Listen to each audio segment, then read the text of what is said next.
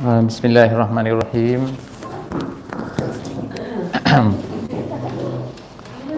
InsyaAllah kita sama-sama memulakan dengan membaca surah Al-Fatihah. A'udzubillahi minasyaitonirrajim. Bismillahirrahmanirrahim. Alhamdulillahirabbil alamin, arrahmanirrahim, maliki yaumiddin.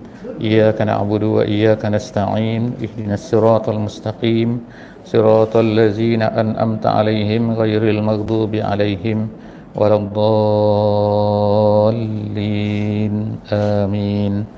Amin, amin, amin ya rabbal alamin. A'udzubillahi minasyaitonirrajim. Bismillahirrahmanirrahim.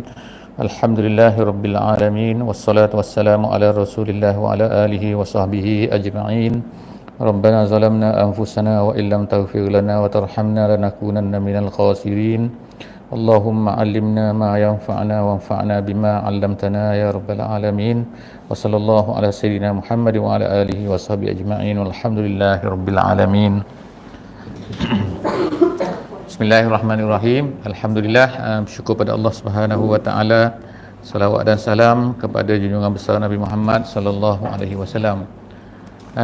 Insya-Allah hari ini kita pertamanya panjatkan syukur alhamdulillah atas segala-galanya. Sama ada perkara yang kita tidak sukai atau sukai, kita sebutkan, diajak oleh Nabi sallallahu alaihi wasallam, dia kata alhamdulillah ala kulli hal. Segala puji bagi Allah di atas segala sesuatu.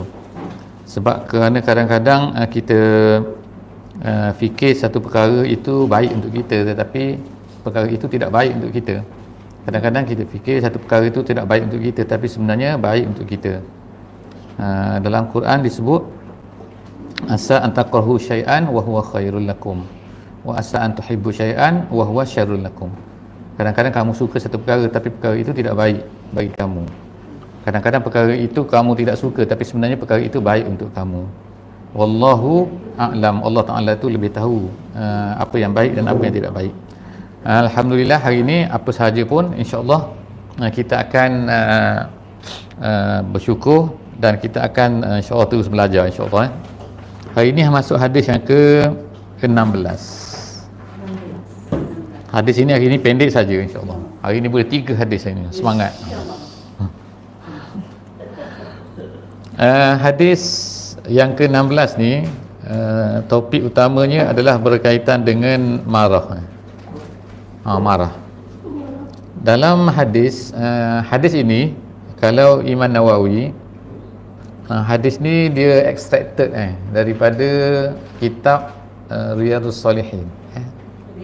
Riyadhus Salihin. Yang insya-Allah kan kita semua baca kan rasanya kan. Dah ada kan? Riyadhus Salihin ada aja. Riyadhus Salihin. Manalah maka. Riyadhus Salihin ni kitab besar sikitlah, kitab hadis yang besar sikit yang kan insya-Allah kalau tak ada halangan kita akan belajarlah. Tapi taklah besar sangat. Cuma 2000 saja. 2000 hadis. Ya betul. 2000 hadis. Ya. Kenapa banyak 2000 banyak? 2000. Kita sekarang 40 je. Dia ambil daripada apa ni? 2000. 2000 ni Imam Nawawi. Ini dipanggil hadis 40. Yang ni hadis Riyadhus As-Salihin. Gitu. Riyadhus Salihin. Ya. Riyadh artinya apa Ustaz? Riyadh tu makna taman maknanya. Taman-taman. Taman-taman syurga. Taman-taman orang soleh. Riyadhus Salihin. Itu nama buku saja Imam Nawawi gunakan. Yang ni nama dia tak ada nama yang ni. Nama dia Arba'in dia. 40 je tahu. Mudah je. Yang ni 2000. Lebih kurang 2000, bukan exact 2000 lah 2000 ni dia ambil daripada macam-macam sumber. Maknanya daripada Bukhari, daripada Muslim, daripada Abu Daud, daripada Tirmizi, daripada Ibnu Majah dan juga daripada Nasa'i. Ada 6. 6. Boleh saya tulis ringkas-ringkas itu N tu Nasa'i. Bukhari, Muslim. Apa? PDF dia ada kan? Ada. Yang mana yang ni? Apa tu? Riyadhus Salihin. Yang Ustaz kirim kan? PDF. Ada, betul. Kalau nak PDF adalah ni. Boleh cari. Ada. Banyak. Antara sejarah. Riyadhus Salihin, dia ni macam masyhur lah buku dia. Boleh. Ada PDF. 2,000. 2,000 sahaja. Sebab yang Bukhari saja dah 7,000. Kalau Muslim pula 7,000 kata kan. 7,777 katakan. Lebih kurangnya baru dalam 30,000 je. Je sahaja. Yang tulisan itu IM itu apa tu? Ibnu Majah. T tu Tirmizi. Ibnu Majah. Kemudian Abu Edi tu mana? N mana N? Oh dah, Nasai. Oh, saya tulis betul. Nasai ada yang membuat Nawawi ya. Yang buat ni Nawawi, yang Riyadhus Salihin. Yang ni Ibnu Majah, yang ni Tirmizi, yang tu Abu Daud. Boleh awak bertanya soalan Ustaz? Boleh. Start soalan dah tanya. Ustaz beritahu pemikiran masa berapa ratus tahun jaraknya dari satu ke satu. Soalan. Soalan cukup emas tu dia Ustaz. Itulah. Macam-macam soalan. Saya rasa lepas ni hajah tidak dibenarkan lagi bertanya. Kerana membebankan saya.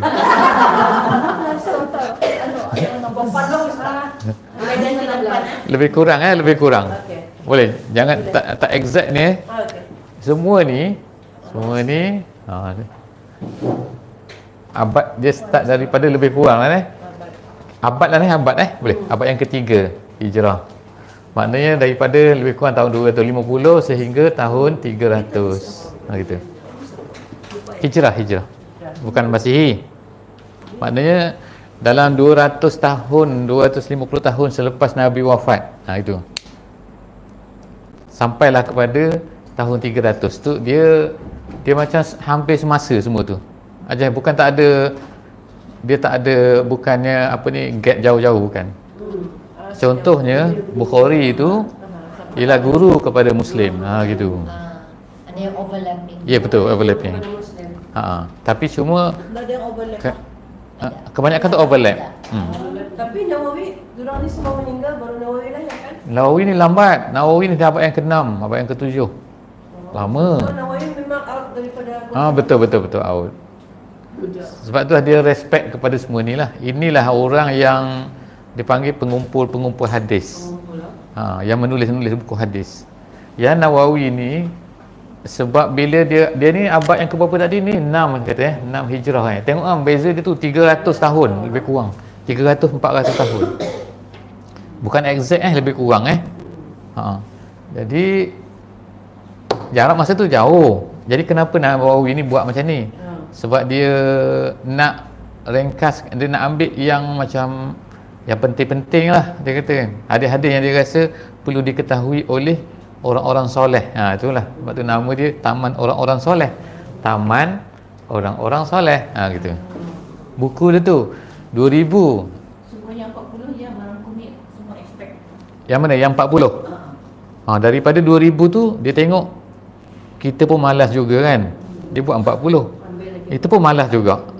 Nak datang kelas. Dalam manis. Jadi kalau yang mana? Bukan abad. Sorry. Abad. Nawawi, yes. 6. Ini semua ni grup ni 3 abad juga ni, bukan 3 Hijrah abad yang ketiga.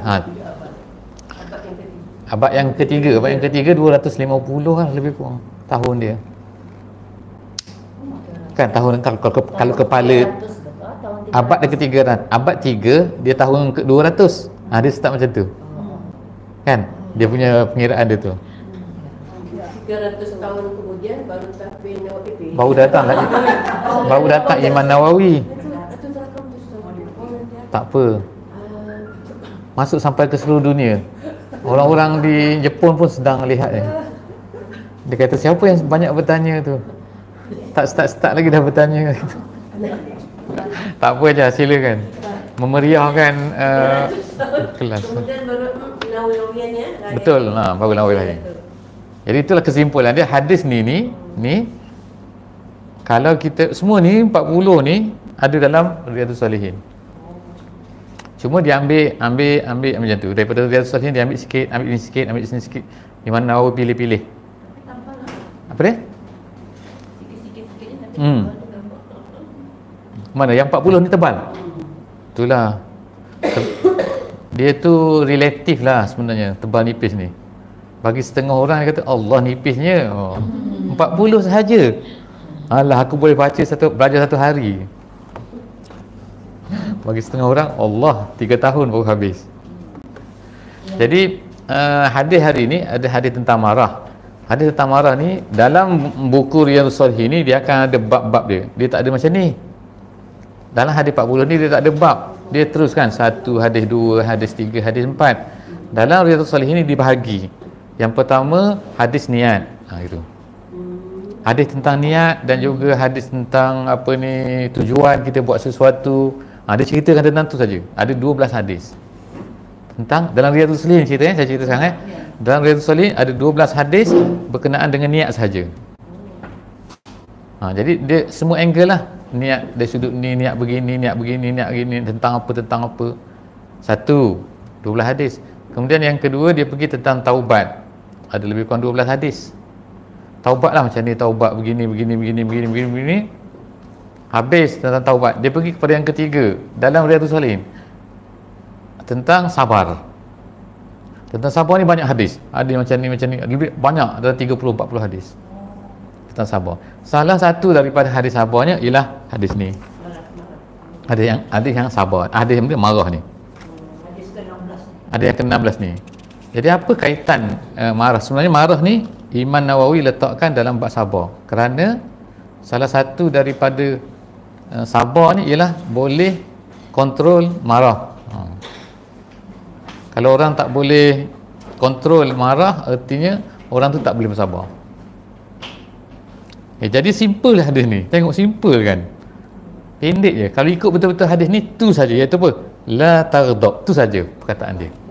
Jumpa Jadi kita baca insya-Allah. Hadis ini diriwayatkan daripada Abu Hurairah radhiyallahu anhu anna rajulan. Abu Hurairah, daripada Abu Hurairah, kita sebut hari tu kalau dia ada artinya lain. Kalau dia kata anna rajulan qala, itu maknanya dia sedang berada bersama-sama pada masa itu. Bahawa seorang lelaki berkata, tengok dia kata dia lelaki. Takkanlah Abu Hurairah tak kenal orang tu. Jadi soalan dia, sebenarnya Abu Hurairah tahu orang ni. Cuma dalam hadis ni kadang-kadang dia tak sebut nama. Kalau perkara tu macam boleh menjatuhkan benda yang tak bagus lah kan sebab Nabi, orang ni dia kata seorang lelaki, anna rajulan, seorang lelaki qala, berkata kepada Nabi sallallahu alaihi wasallam, ausini, dia kata ausini daripada wasiat. Mana dia wasiat dalam tu wasiat ni artinya bukan wasiat tu nak mati tu. Wasiat ni pesanan. Pesanlah kepada aku, nasihatlah pada aku, beritahulah sesuatu pada aku. Itulah, itu wasiat maksud dia. Baca dalam Wal Asri kan, surah Wal Asri kan. Wal Asri innal insana lafi khusrin illa allazina amanu wa amilus solihat. Lepas tu kan, watawasau. Tu watawasau ni maknanya wasiat ni. Tapi yang ni sini. Wasiatlah kamu, maksudnya. Wasiat tu maknanya nasihat lah, ingatlah, memperingatkan antara satu sama lain. Itu maksud wasiat. Jadi kenapa nama nak mati tu dipanggil wasiat?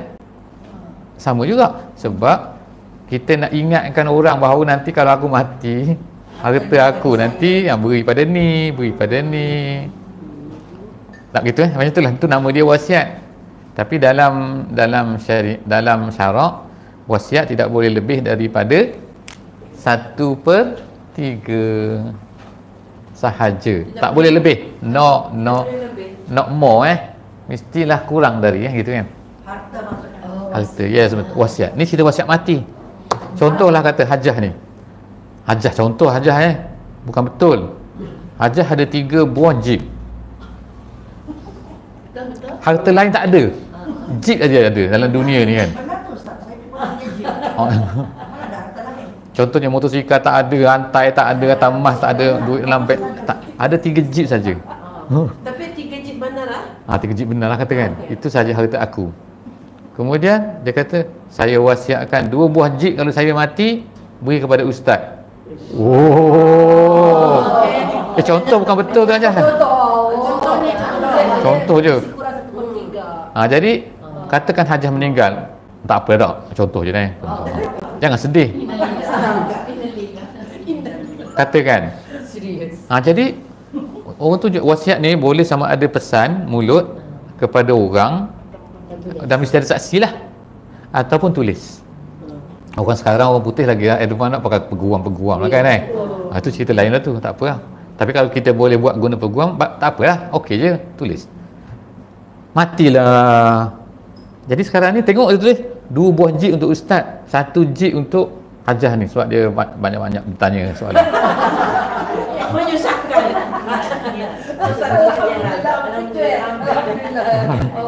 Jadi sekarang ni boleh tak boleh? Apply. Tak boleh apply wasiat tu. Sebab lebih daripada 1/3. Dia boleh ambil 1/3 saja. 1/3 mana sebuah jeep. Kenapa bilang yes, ini boleh, sedangkan kedai aku 1/3 tu. Aku dapat jeep. Tak boleh. Jadi kita kena bagi 2. 3/3 betul. 2/3 betul Ustaz dah. Boleh tak? Jadi kedai aku boleh. Boleh. Jadi kita ambil sebuah jeep, saya ambil 3 biji tayar, hajah ambil 1 tayar saja. Tapi semua macam saya 1/3 semua saja. Kita pangkal bahagilah macam mana. Faham? Harga jeep tu 30,000, saya ambil 20,000, hajah ambil 10,000. Macam if you have sosok itu tidak boleh. Yang itu saja boleh. 2/3 mesti pusaka, harta pusaka. Ya boleh, tapi satu. Yalah, Aku 1/3 aku kira boleh menerima. boleh. Boleh tu. Boleh, kita bagilah, kita bagi. Kita ambil 1/3 kita bagi. Jadi 2/3 ke mana? Pusaka. Dia punya kerabat dia, waris dia, betul. Ini kira masuk Yang selebihnya ikut undang-undang Islam. Betul, 2/3. Jadi maksudnya wasiat tu tidak apply. Tak boleh apply. Maksima 1/3 saja. Kalau bagi kat situ. untuk tuan Ustaz, 1/3 untuk pasangan, 2/3 mesti dibagi pada waris. Betul. Ikut perak kita. Betul. Walaupun dia wasiatkan lebih dari 1/3, tak boleh. Dia kena tolak sampai 1/3, stop situ. Yang ni ambil beri kepada wasiat. Yang baki ni yang 2/3 Mesti ke ahli ada. beri kepada ahli waris dia. Terus diberi masa hidup Ustaz. Kalau masa hidup terpulang. Nak beri semua pun tak apa. Masa hidup, betul. Masa hidup ni kata saya nak bagi sedekah. Saya semua ni lah, rumah saya ni aja kata ni dengan kereta dengan apa tanah-tanah ni nak beri kepada An-Nafi kata. Jadi boleh kepada An-Nafi lah. Ada orang Ustazah, Ustaz, kalau ada macam ni lah, macam wasiat ni lah macam sekiranya contohnya seorang bapa tinggalkan harta untuk anak-anaknya. Sekalinya aku mau semua hartaku untuk anak yang kata saya anak nombor 1. Nombor 1. Anak nombor 2 ia dah baik, Sebab nak bergaduh. Bergaduh dengan mak dia selalu. Tapi mana boleh juga kan Ustaz? Dia beri masa hidup ke beri mati? Wasiat ke tidak? Wasiat ke hebah? Kalau masih hidup, hebah boleh. Tapi ingat, kalau beri Cakapnya kalau aku mati, hartaku semua dibagi ke anak pertama. tak boleh, 1/3 saja. Itu wasiat tu. Bila sebut selepas aku mati, dah itu jadi dipanggil wasiat. Ya. 1/3 saja boleh. Tapi kalau dia cakap kata saya nak beri pada awak lah, maknanya kena transfer nama tu automatik dah. Jadi katakan tiba-tiba dia jadi anak jahat pula, kata anak durhaka. Mak, halau kau keluar mak. Contoh kata. Kalau ikut lawnya dia betul lah, dia punya. Zalim tak zalim tu cerita lain Sebab tu dia punya sudah. Sebab dia dah jadi dia masa hidup. Kalau wasiat kalau lelaki 2/3, perempuan 2/3. Laki-laki Laki-laki lebih banyak daripada perempuan. Wasiat. Faraid ke wasiat? Faraid. Faraidnya Lain tu, Faraid semua. Itu faraid ya. Wasiat lain. Faraid bukan 2/3. Faraid ni Amin kira dia akan kira 2, perempuan dia kira 1, perempuan lelaki 2, macam tu. Tapi kalau Nisbah. Tapi kalau parentsnya decided semua sama rata, boleh? Itu boleh. Tak boleh kecuali dengan redha semua. Tak boleh. Semua setuju. Setuju betul-betul dengan hati, bukan setuju dengan Kalau sekalian macam masa kami kecil, abang saya sudah di bawah tanah. Masa bapa masih ada di bawah tanah supaya abang saya dapat buat rumah.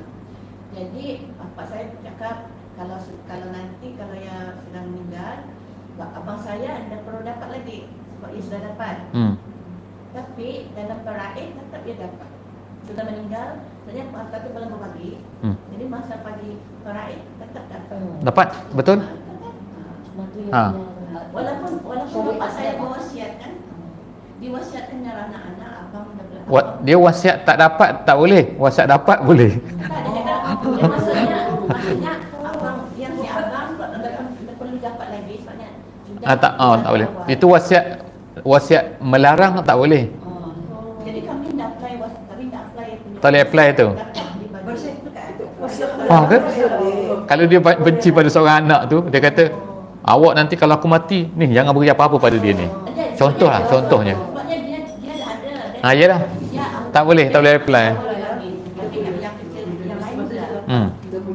Tapi dalam faraid tetap. Dia kira yang dapat masa hidup tu itu hadiah dia.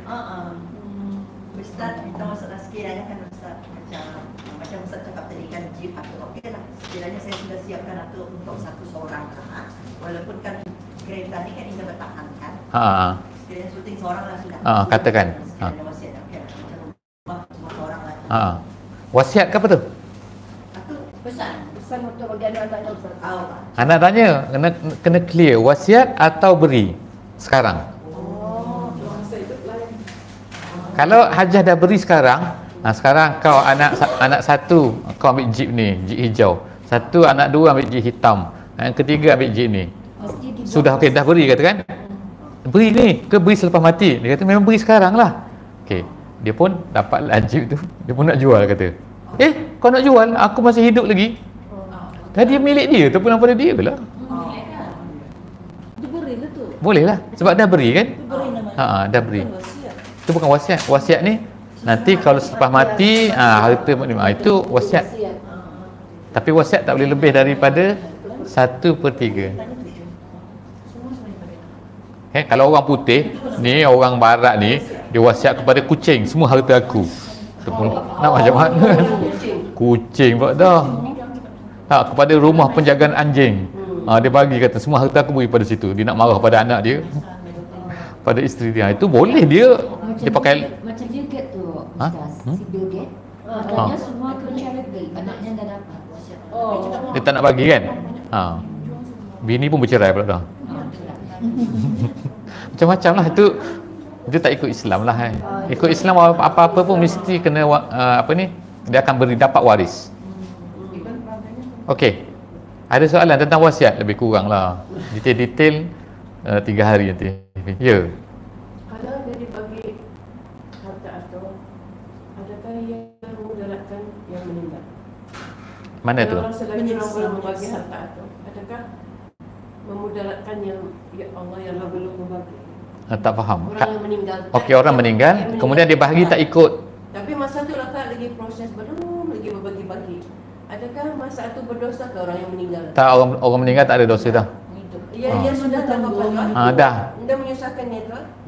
Tak. Ya belum. Sebenarnya Macam proses orang lama. cakap kesiannya ya. Siksa mayat. Tak ada. Ada dosa lagi. Tak ada. Tak ada kaitan dah, mayat dah mati. Dia mayat mati ni kalau dia kata macam ni kan. Kalau seseorang tu buat satu benda yang tak bagus semasa hidup dia, kemudian benda tu diikuti oleh orang lain, orang dia buat satu tradisi yang tak bagus, kemudian dia dah mati, kemudian perkara tu masih lagi orang itu dapat dosa kan tu. Macam saya arwah yang meninggal rumah Jadi masa yang meninggal dia masih ada ibu. Apa? Ibunya masih ada. Aha. Perempuan masih ada. Jadi masa rumah itu masakan tukar lama. Ibu mertua saya ambil Pak rumah itu. Ada bagian rumah itu dalam perarit. Pembagian perarit. Dia mesti ikut pembagian faraid. Jadi kan ya, tapi oleh sebab anak saya punya anak laki-laki 2. Jadi banyak bagian itu kan. Satu kan. Tapi ibu mertua saya dapat juga. Oh, detail tu kena itulah. Dia kena nilai semua tu. Ya, kena nilai. Nilai rumah, nilai.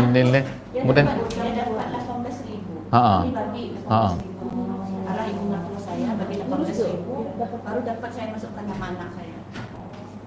Arah rumah. Detail tak apa detail, saya pun tak tu sangat kan. Dia kena tahulah ni dapat berapa 1/3, ni dapat 1/6, dapat 1/6 ni kan. Ibu mertua saya lebih tinggi daripada saya pembagian. Ibu. Ibu Kena baca surah An-Nisa tu. Ada cara pembahagian dia. Tapi zaman moden ni mudah. Dalam internet pun ada. USM ada buat kalkulator kan. Dia akan tanya harta berapa. Dia tak sebutlah, dia tak kata harta rumah berapa, tak, dia kena nilai semua sekali. Okey.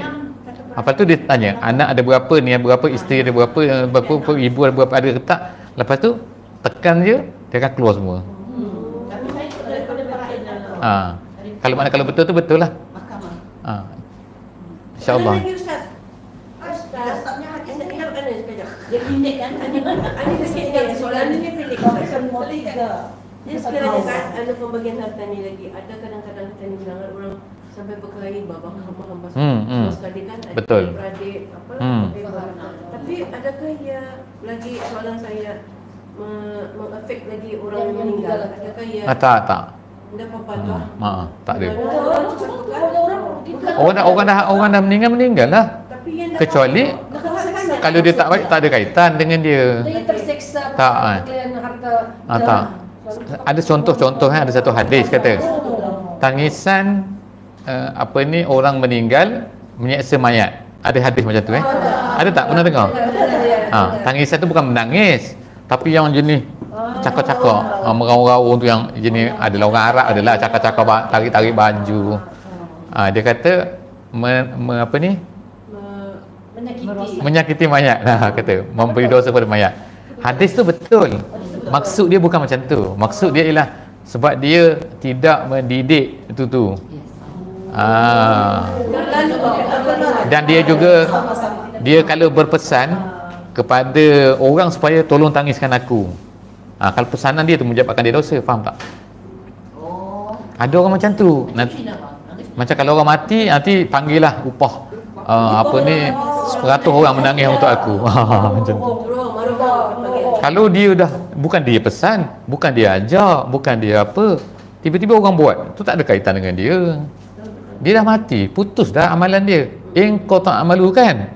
Nabi kata bila seorang mati, putus amalan, melainkan 3. apa nombor 1? Sedekah. Amal jariah. Okey, nombor 2. Anak soleh. Sedekah sama ni. Dan anak yang soleh. Ilmu bermanfaat. Jadi dia ada 3 sini. Anak, kecilnya saya tulis harta, lagi Kita sama ilmu. Tengok. Itu saja. Ada lagi. Tak ada lah. Yang lain semua dah putus. Mana putus? Amalan dia dah putus. Amalan. Jadi kalau orang menangis, bukan kaitan dengan dia. Kalau orang bagi pesaka salah, bukan kaitan dengan dia. Mana? Bukan anak. Kecuali anak dia tu dia ajar nanti kalau aku mati nanti kau bergaduh ya. Contohnya lah. Kalau diajar. Dia ajar tak betul. Kemudian harta, tak ada kaitan Kemudian ilmu. Ilmu mengajar. Jadi sekarang ni gini lah maknanya ceritanya. Yang lain tu semua tak ada kaitan. Okey, putus dah. Sediakan saja ilmu yang boleh bermanfaat. Harta yang baik. Jadi kita sekarang macam itulah. Ada anak jadi baik, anak ajar jadi baiklah. Diajar. Kalau tak sempat dah jadi baik, dah anak dah besar dah. Jadi nakal. Tak sempat nak ajar dulu contohnya. Masih ada lagi, harta ada. Tapi Yang ketiga ilmu ada. ada isteri Apa dia? Isteri. Oh, sama jugalah. Anak ni dia, penafsiran dia, ulama kata bukan hanya anak keturunan saja. Dia bukan anak orang lain ke, anak apa yang kita ajar dia dengan baik. Kita bentuk dia dengan baik. Dia lebih luas sikit lah. Faham Kalau isteri bersedekah tapi untuk suaminya apa tu? Itu pahala, nak cerita pula, cerita lain pula tu. Pahala. Tapi masa hidup. Masa hidup. Pahala. Adakah pahala apa ni sampai kepada mayat? Itu cerita. Lain cerita tu. Itu lain cerita pula tu. Itu jawapan dia sampai. Sampai kan masa Sampai. Tadi beritahu Ya. niatkan sedekah. Betul. Itu memang banyak perdebatan lah, isu tu besar. Ada orang kata tak, ada orang kata ya, ada orang kata tak. Tapi pendapat ramai ulama kata sampai. Sebab itulah buat tahlil, kita orang mengaji hantar kubur ke, kan, kita sedekah tu, semua tu ulama kata sampai. Macam itulah. Banyak pertanyaan dia lah dari ibu-ibu tunggal yang suaminya sudah. Okey, sudah habis dah. Hadis. Masuk kepada hadis. Habis 16. Hadis. Jadi itu baru Ausini tu tajuk dia. Ausini, wasiatkanlah aku. Jadi jangan kata, bukan orang tu kata ya Rasulullah wasiat kepada aku. Bukan Nabi tu nak mati. Bukan doa, ya Allah kau nak mati kan, wasiat. Bukan. Maksudnya lah nasihatkan aku. Lalu Nabi berkata, qala la taghdab. Itu saja perkataan Nabi. Jangan kamu marah. La tu jangan Kadang-kadang la ni tidak. Kadang-kadang la ni jangan. Dia depend. Dia kena tengok cara ayat tu. Kemudian faraddada, dia mengulang lagi. Raddada tu maknanya radda tu makna ulang ulang. Ulang tu dia macam kalau murtad pun samalah perkataan ni juga. Murtad tu makna orang tu kembali semula, makna balik semula. Maknanya dia tanya lagi gitu. Faraddada, dia ulang lagi. Ulang apa? Miraran tu berkali-kali. Ada yang kata 3 kali. Kemudian Nabi kata qala la taghdab. Same. Nabi jawab yang tu je. Dia ulang, nasihatkan aku la taghdab. Nasihatkan aku la taghdab. Nasihat aku la taghdab. Lepas tu diam aku. Takkanlah sampai 100 kali tak Jadi persoalan dia yang pertamanya ialah kenapa Nabi SAW berkata kepada lelaki itu la taghdab. Nabi ni kalau orang tanya, orang lain tanya, dia jawab lain. Orang lain pula bertanya, Nabi jawab lain. Faham tak? Dia tak sama jawapan tu. Nanti kalau Hajjah ni tanya, Ustaz, tolong nasihat saya sikit. Jangan macam dia pula jawab. Hajjah ni tanya pula, Ustaz nasihat saya sikit. Apa nasihat ni? Kata diam sangat. Jangan. Pandailah pula. Terbalik. Saya cakap kepada, tanya Hajjah pula tanya saya. Saya jawab lain pula. Macam tu kita jumpa dalam hadis. Jadi jawapan dia, ulama kata kenapa berbeza? Sebab dia kata Nabi ni tahu orang ni apa masalah dia. Itu kan. Sebab tu kadang-kadang ada orang tanya Nabi, apa amalan paling baik? Nabi kata semayang awal waktu. Pula semayang, tahu orang ni jenis semayang lambat Apa yang paling baik? Ada orang tanya Nabi pula, apa amalan baik? Buat baik pada ibu bapa. Sebab dia ni kurang baik pada ibu bapa dia. Berbaik kepada ibu bapa lah. Ihsan. Ada orang lain pula tanya, Nabi kata, oh ni sedekah pula. Dia kata, senyum pula. Mungkin dia ni kurang senyum. Jadi pun kalau Ustaz buat baik pada ibu bapa. Jadi senarai semua. Senarai tu jadi tengoklah semua. Tengok inilah masalah-masalah yang ada pada orang ni. Jadi kalau jadi yang kedua lagi, kita ambil pengajaran, kita kena tanya, minta nasihat daripada orang. Jangan rasa sombong sangat. Macamlah aku hebat sangatlah aku ni. Kan?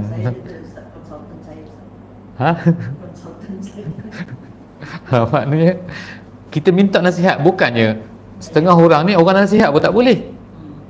Ini diajar kita minta nasihat, kan? Tak, betul tak Ada seorang tu cerita, Sayyidina Umar ni, dia berjalan. Sayyidina Umar ni kira sultan lah, kira masa tu kan. Ketua negeri dia lebih besar daripada Brunei ni. Daripada Parsi sampai ke Rom, sampai ke habis Mesir tu. Jadi presiden besar lah, dekat presiden Amerika kalah kot. Tapi dia simple je, dia tidur bawah pokok kan. Dia tengok bawah pokok tu, dia panas-panas dia pergi tidur bawah tu. Kan ada cerita orang datang nak cari dia daripada Rom, kerajaan Rom datang. Mari nak cari dia. Mana? Umar mana? Dia pergi masjid di Madinah, dia tanya, mana Umar? Presiden awak lah, dia tanya. Cuba orang kata pergi tengok di bawah pokok tu. Pergi ada seorang lelaki tengah tidur bawah pokok kurma kot masa tu kan. Jadi dia pun tengok, dia kata ni ke Umar? Itulah Umar, dia kata. Lah, dia kata raja-raja aku tak boleh tidur macam ni. Dia kata. Jadi dia kata adalah kata-kata dia tu, dia kata ya Allah, dia kata, dia tak kata ya Allah lah. Adalah dia kata dia kata kau ni memang betul, dia kata presiden betul, kau adil, kau berlaku adil pada orang semua sayang pada kau boleh tidur dengan tenang, dia kata. Tidur bawah pokok, tak ada penjaga-penjaga pun. Jadi Umar ni sekali tu dia berjalan di Madinah ni, jumpa seorang tua. Orang tu kata, Umar, bertakwa pada Allah bertakwa. Bertakwa. Jadi orang keliling Umar ni marahlah ke perempuan ni. Perempuan, kau tahu tak siapa tu? Umar tahu. Umar ni kalau syaitan pula, kalau dia berjalan di satu jalan, Iblis takut tau.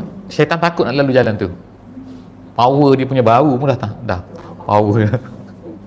Jadi ini awak nak nasihat pula kepada dia, suruh dia ni bertakwa.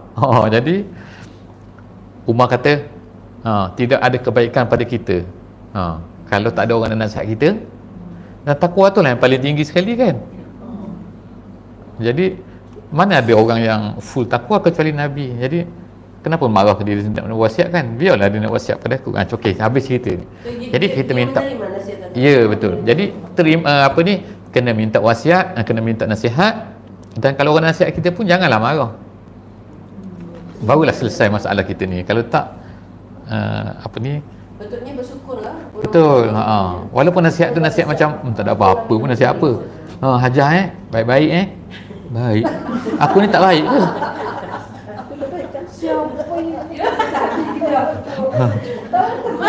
Mana sejuk aja? Sejuk ke?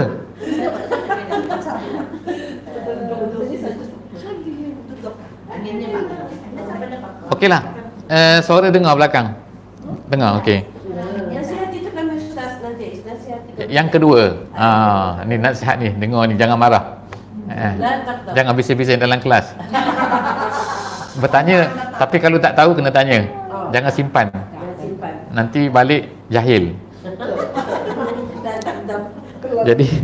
Jadi sekarang ni dia kata la tarda, jangan marah. Kenapa dia apa maksud ni? Manusia ni Allah Taala beri, Allah penuh dah wipe saya. Manusia ni Allah Taala beri dua, kan? Satu akal, yang kedua emosi. Betul tak? Yang lain tu body. Body ni kerja dia apply je. Jadi saya melukis hari ni. Nak melukis hari ni. Perempuan lah gitu. Pakai tudung. Jadi ini akal kata. Ini hati.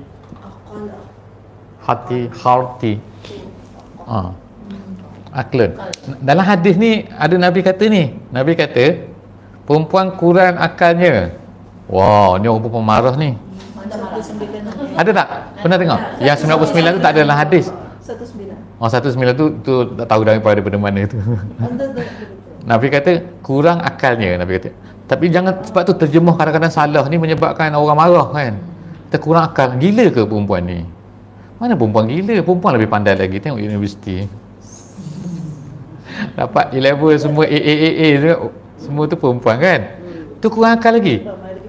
Sebab tu jangan terjemah akal. Saya pun duk fikirlah apa sebenarnya perkataan yang tepat dengan akal dalam hadis tu. Kalau Allah susah nak kata kan, sebab kita pun bercakap pada perempuan sekarang kan, lelaki pun seorang sensitif nanti. Betul lah, satu nak 3 perempuan. Menunggu. Jadi jangan kata kurang akal lah. Kurang akal artinya gila dalam bahasa Melayu kan. Tapi Nabi kata memang kurang akal.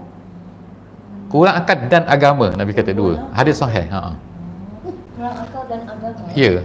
Tapi akal tu adakah maksud akal dalam bahasa Melayu? Bukan. Saya rasa bukan. Mungkin lebih lah sikit rasional. Mungkin kan. Jadi kita kata apa? Apa beza lelaki dengan perempuan? Bezanya jangan cerita pasal fizikal Fizikal sama. Fizikal ni fizikal tak kira. Akal dan emosi. Jadi orang-orang ni, ada seorang ni pakar psikologi psikologi Islam lah. Nama dia Muhammad Qutub nama dia. Bukan Sayyid Qutub, bukan. Sayyid Qutub tu tafsir. Muhammad Qutub. Dia daripada Saudi. Dia profesor lah, profesor dah meninggal dah. Dia buat explanation kepada benda ni. Dia kata 1/3 2/3. Harapnya faham kan? Sama macam tadi. Campur 2 dia jadi 3/3. Sama macam tadi. Yang mana? Tadi wasiat. Bukan lupakan wasiat tadi. Jangan campur. Okay, jadi sekarang ni 1/3 2/3. Campur 2 3/3 full. Okey. Yang laki mana? Laki 2/3 rasional dia. Emosi dia kurang. Tapi perkataan emosi pun tak bagus juga kan? Kita kata dia ni emosional sangat lah. Macam negatif tu betul tak kalau sebut emosi? Kalau rasional tu macam positif. Sebenarnya dalam Islam, akal dengan emosi tu dia tak ada positif negatif. Dia dua tu baik. Mesti pada tempat dia. Kalau setengah tempat kita terlalu guna rasional, dia akan rosak. Macam kata contohnya agama. Okay? Islam kata kan hukum hukum daripada Allah. Kalau kita terlalu logik, dia akan reject banyak benda nanti. Kena pakai tudung, bukan panas ke kan? Nak berlari dekat Olimpik tu kan, patut perempuan cantiknya kena pakai skirt tu kan, main tenis macam tu. Ataupun berlari kan kena pakai short kan. Jangan pakai macam Nabilah tu, Nabilah orang Terengganu. Yang berlari, yang Malaysia tu, yang pakai tudung dengan berlari tu. Tapi dapat nombor juga dia, hebat juga. Jadi macam tak logik lah. Logik guna akal, hukum tak boleh guna logik. Okey, jadi sekarang ni nak guna, di mana nak guna emosi, di mana nak guna rasional. Itulah. Jadi tafsir kalau tengok pada hadis dia kata perempuan kena dia ada di emosi sini ni emosi. Dua. Lelaki dia dua ni rasional. Jadi bila dia gabung dua baru dia jadi komplit. Jadi dia akan jadi 3/3, 3/3 campur dia jadi 1. Sebab tu dia kata kahwin, itu masalah kahwin. Okey, habis cerita. Macam mana dia kata? Betul tak perempuan dia kata terlalu emosional? Betul? Lebih emosional. Sebab tu dia boleh jaga kanak-kanak. Lelaki tak boleh jaga kanak-kanak tadika, kanak-kanak sekolah rendah ke. Dia berkurang. Bila sampai ke atas tu, dia akan jadi lelaki pula banyak. Bila masuk universiti tinggi-tinggi gitu. Dia terbalik. Mana lebih penting, universiti ke bawah? Kalau tak ada bawah, sekolah rendah mana boleh masuk universiti? So dia akan jadi balance macam tu. Dia orang banyak sini bukan ada mengecil, macam tu lah. Lepas tu rumah pula, dia kata rumah ni kena banyak emosional dalam rumah. Jaga anak, jaga ni. Tapi kalau di luar nak berperang, dia tak boleh guna emosional. Kalau emosional dia tak boleh bunuh orang. Kesian dia menangnya. Jangan jadi timbak siap. Betul. Aku jangan jadi terberperang. Jadi tu dia kata apa ni tapi bukan semestinya 100% macam tu. Ada perempuan macam ni, ada perempuan macam ni. Ini secara general dalam hadis tu. Orang tanya dalam hadis Nabi lagi tu, Nabi kata perempuan ni kurang. Minta maaf lah guna perkataan akal. Sebab Nabi guna akal. Akal dalam bahasa Nabi. Bukan akal dalam bahasa Melayu. Kurang akalnya dan agama. Kenapa Nabi kata? Kerana bila Allah Ta'ala kata kena saksi sama ada dua lelaki ataupun dua perempuan satu lelaki. Dua perempuan satu lelaki. Seolah-olahnya perempuan ni saksi dia tak strong nak jadi saksi. Sebab saksi dia tak boleh terpengaruh dengan emosional. Lepas tu dalam Quran kata fatuzakkiru ihdahumal ukhra. Kenapa mesti dua perempuan untuk jadi saksi berbanding dengan satu saja lelaki? Sebab dia akan mudah terpengaruh oleh emosi. Dia kena ada seorang lagi yang akan mengingatkan. Dia jadi dua. Dua tu dia akan 2/3 jadi satu. Faham tak kan? Logik. Itulah macam itulah. Kemudian yang kedua, Nabi kata perempuan ni kurang. Kurang tak semestinya separuh tu Sebab Nabi kata perempuan ada haid, jadi dia tak boleh berpuasa dan tak boleh sembahyang. Sebahagian daripada umur dia. Ini tapi orang kata ada juga perempuan tak ada haid. Jangan cerita yang tak normal, yang pelik-pelik tu kan. Kita cerita yang biasa. Jadi pandai masuk universiti, pandai bukan akal tu. Akal itu nama dia kebijaksanaan. Cerdik boleh memorize. Itu cerita lain. Ni fasa dia okeylah, gitulah. Semoga berpuas hati. Lagi apa kaitan dengan hadis kita ni? Taradab ni ialah masuk dalam emosional. Jadi siapa yang emosional? Nabi berkata kepada lelaki kan? Mana? Lelaki pun ada emosi juga. Semua kita ni, lelaki perempuan ada emosi. Emosi yang sama pada semua lelaki dan perempuan ialah marah. Lelaki pun ada marah, perempuan pun ada marah. Jadi sama tak? Sama je. Pahala siapa? Pahala kepada siapa? Pahala kepada orang yang boleh kontrol marah dia. Kontrol marah bukan tak marah. Tak marah ni tiang lampu. Tiang lampu dia tak marah kan? Cuba pukul dia. Dia diam je. Tiang ada tiang. Ataupun dinding ke, ataupun kalau kereta jeep tu dia marah, bukan dia yang marah, tuan dia marah. Di mana tahanannya sabar ke Ustaz? Apa dia? Sabar. Marah sama sabar itu. Jadi sekarang ni kita ni ada marah kan, ada titik kita lah, titik marah. Jadi orang pun datang. Apa aja bising-bising, kelas nyatlah sikit. Ustaz tu kutuk aku pula. Dia pun marah pada saya. Tu sekarang ni titik marah dia pun start mengembang. Nak marah kat ustaz lah. Lepas macam mana? Sabar. You kena orang tu marah tu. Itulah yang kata jangan marah. Bukan jangan marah ni, jangan ada sifat marah. Tak betul. Sifat marah memang ada. Kita ni manusia kan, manusia jin memang ada marah. Maksudnya walaupun dikontrol tapi dalam hati bisa marah. Tak apa.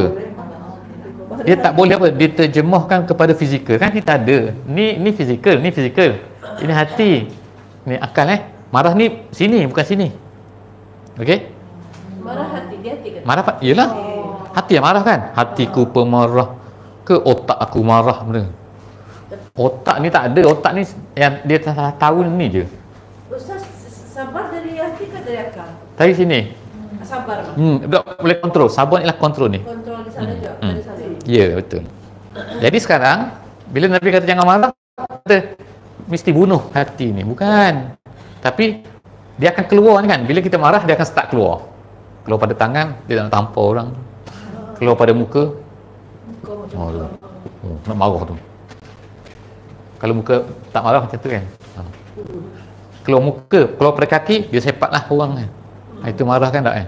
Ataupun keluar pada tu, dia akan larilah. Dia tutup pintu, kuat-kuatkan. Dah, tutup pintu. Contoh kan? Itu physically, bila kita terjemahkan marah tu kepada fizikal, dia dah keluar daripada tu. Itu termasuk dalam yang maksud hadis ni. Jangan marah. Habis. Kalau marah dalam hati saja. Tak apa. Itu diharuskan. Betul. Simpan saja Ustaz. Ya, betul. Jangan nampak kan. Ada kawan saya pernah marah baru-baru ni Ustaz, sampai mukanya merah sampai stroke. Karena orang Cina. Dia tahan. Dia tahan marah dia. Bagus lah dia. Stroke dia dapat pahala kan. Kalau dia beriman lah. Kalau tak beriman, tak dapat apa-apa. Dapat orang tak marah pada dia lah. Ya, Ustaz, kata macam marah ni boleh digunakan pada masa yang tepat. Okey. Mendengar yang tepat. Okey. Banyak marah. Sekarang ada cerita pula dia. Kenapa Allah Ta'ala jadikan marah? Sebab supaya untuk kita, untuk protection satu. Kalau kita tak marah, orang boleh ambil harta kita. Saya pergi masuk rumah hajah tu, ambil kunci jeep dia, saya buat lari. Sebab dia marah. Dia patut marah tu. Sebab orang melanggar syarak tu. Orang ambil hak orang lain kan. Jadi marah tu kenapa Allah Ta'ala jadikan? Kata samalah macam ni. Nabi Adam dalam syurga, Dijadikan pokok tu. Kemudian dijadikan pokok tu pula cakap pula la taqraba, jangan pergi pokok tu.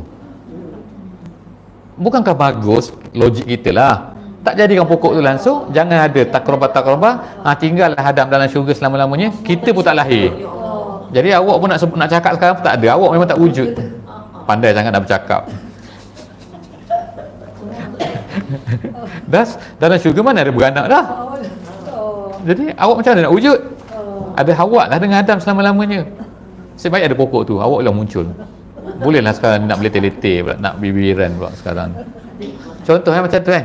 Jadi sekarang ni untuk apa marah tu? Allah Ta'ala jadikan marah untuk apa? Ada sebab dia. Supaya digunakan pada tempat betul. Iaitu apa? Tempat betul tu bila orang melanggar syariat. Kenapa ada perang? Kenapa disuruh perang? Sebab kita marahlah, apa awak ni larang orang nak ikut Islam ni. Jadi kita kena lawan dia. Jadi Nabi pun lawanlah, berperanglah. Kalau berperang dalam keadaan suka, mana boleh tak ni? Nak pergi bunuh Abu Jahal, tapi saya suka bunuh awak, apa tak, saya marah kepada awak kerana awak ni menghalang orang daripada agama. Itu jadi marah untuk fi sabilillah tak mengapa. Ada satu hadis cerita tentang takabur. Tahu takabur kan? Takabur ego kan? Ego ni macam action macam orang pergi gym top-top kan, jadi sado kan, dia pun ego sikit lah. Jadi pernah zaman Nabi tu dalam perang Uhud, ada seorang tu dia sado tu, dia perang zaman dulu kan, dia dekat-dekat, dia bukan macam sekarang ni duduk mana-mana tah mari drone dia datang. Ni nampak dekat-dekat tu lah tu, sebelah pokok tu lah nampak.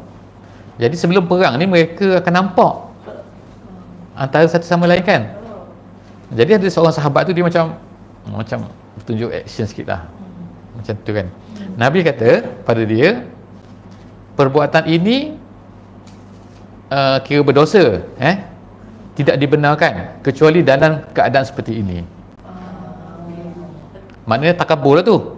Nabi kata takabur seperti ini tak boleh kecuali ketika perang ni. Sebab perang ni mesti kena tunjuk kepada orang sebelah tu supaya nampak apa? Macam tu sikit kan, supaya orang sana takut kan. Psycho sikit kan. Macam itulah. Jadi tapi kalau keadaan biasa ni Nabi tak benar. Sombong dia tu. Kita betul kan kalau tengok jumpa orang dekat the mall macam tu kan. Sombong kan. Contohnya. Okey. Macam kura-kura tu.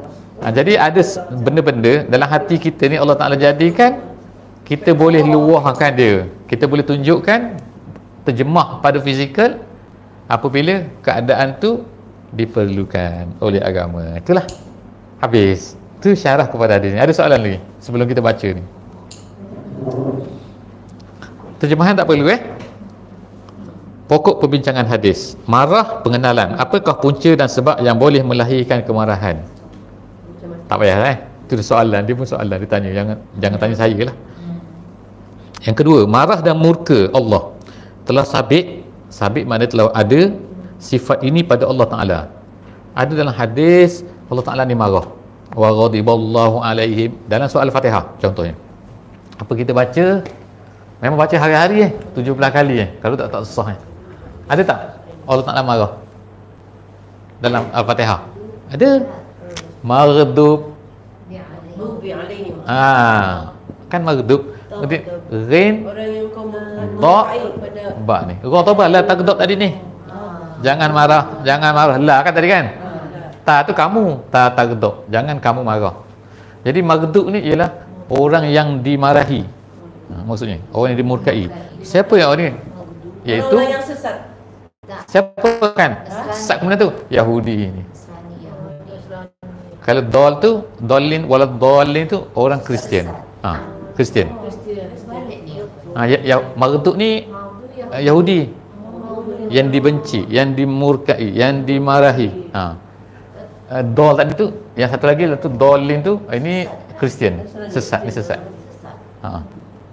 Okey. Dua-dua dah baik lah Ustaz. Dua-dua tak boleh pakai. Sesat ni kerana dia dah tahu jalan betul, dia ikut juga. Yang ini dia dah tahu yang betul, dia buat juga. Ini dia tak ikut Trinity lah, macam-macam, Mary lah, kan? Ni dia dah tahu dah, tapi dia buat juga kan, macam-macam kan. Hari Sabtu tak boleh ni, dia pergi ambil ikan. Gini-gini dia buat gini. Yahudi ni perangai macam-macam ni, marduk. Jadi siapa yang marduk ni? Allah lah yang marah. Mereka dimarah. Jadi dia kata tu, sifat marah ni memang ada pada Allah gitu. Allah Ta'ala marah. Dan tidak boleh ditakwil lagi. Takwil tu maksudnya kita mana beri makna lain lah, kata bukan, tu bukan makna marah. Tak, makna Allah Ta'ala memang marah. Sebab dalam Fatihah kata maghdubi alaihim, Allah Ta'ala murka kepada orang-orang Yahudi. Seperti mana dalam surah Al-Fatah, Toha tu boleh tengoklah insya-Allah, ayat 81, ayat 6. Cuma apa yang perlu diimani ialah sifat marah Allah tidak sama dengan sifat marah makhluk. Kita ni marah kerana hati, marah kerana macam-macam marah kita ni lain. Allah Ta'ala ada marah, tapi marah macam mana tu sesuai dengan sifat Allah lah, sesuai dengan Allah. Macam yang marah kepada sesuatu kaum. Betul. Bila dia buat. Nombor 3, sifat marah yang dicela ialah marah yang lahirnya di luar kawalan. Lahir di luar, maknanya ditranslatekan kepada anggota. Dan mengikut hawa nafsu dan diiringi dengan maki hamun, mencela, memukul. Tu maknanya anggota lah, mencela orang dengan lidah kan, mengenyik-ngenyik mata, marah juga kan, ataupun menunjukkan muka, marah juga. Tu fizikal tu. Bunyi horn kan kurang asam. Tu marah tu, sabar. Accident. Habis dah kereta saya kena accident, kena terdiam dulu sekejap ni. Buat kakak dia masa tu dia nak marah kan. Orang langgar kereta kita kan, kita mesti nak marah kan. Sabar dulu. Duduk diam-diam dulu kan. Tak, kalau cepat-cepat pergi kan bergaduh kan. Kereta saya tu kan bagus. Lepas tu dia call saya, minta maaf lah ustaz, gini. Saya pun minta maaf lah, kata tak apa, dah berlaku, macam mana dah takdir dah. Bagus sangat, kata. Saya pun duduk takut nanti mari pukul, bawa sadu-sadu mari rumah saya pula. Contohnya tak ada bacaan. Okey, jadi nombor 4, sifat marah yang dipuji ada juga, iaitu apabila marah demi untuk mempertahankan yang benar, al-haq. Nombor 1. Nombor 2, melihat kemungkaran. Ni kemungkaran, kita tengok kemungkaran berlaku. Kenapa bunyi tu? Kemungkaran berlaku tu, tiba-tiba tak ada perasaan apa-apa.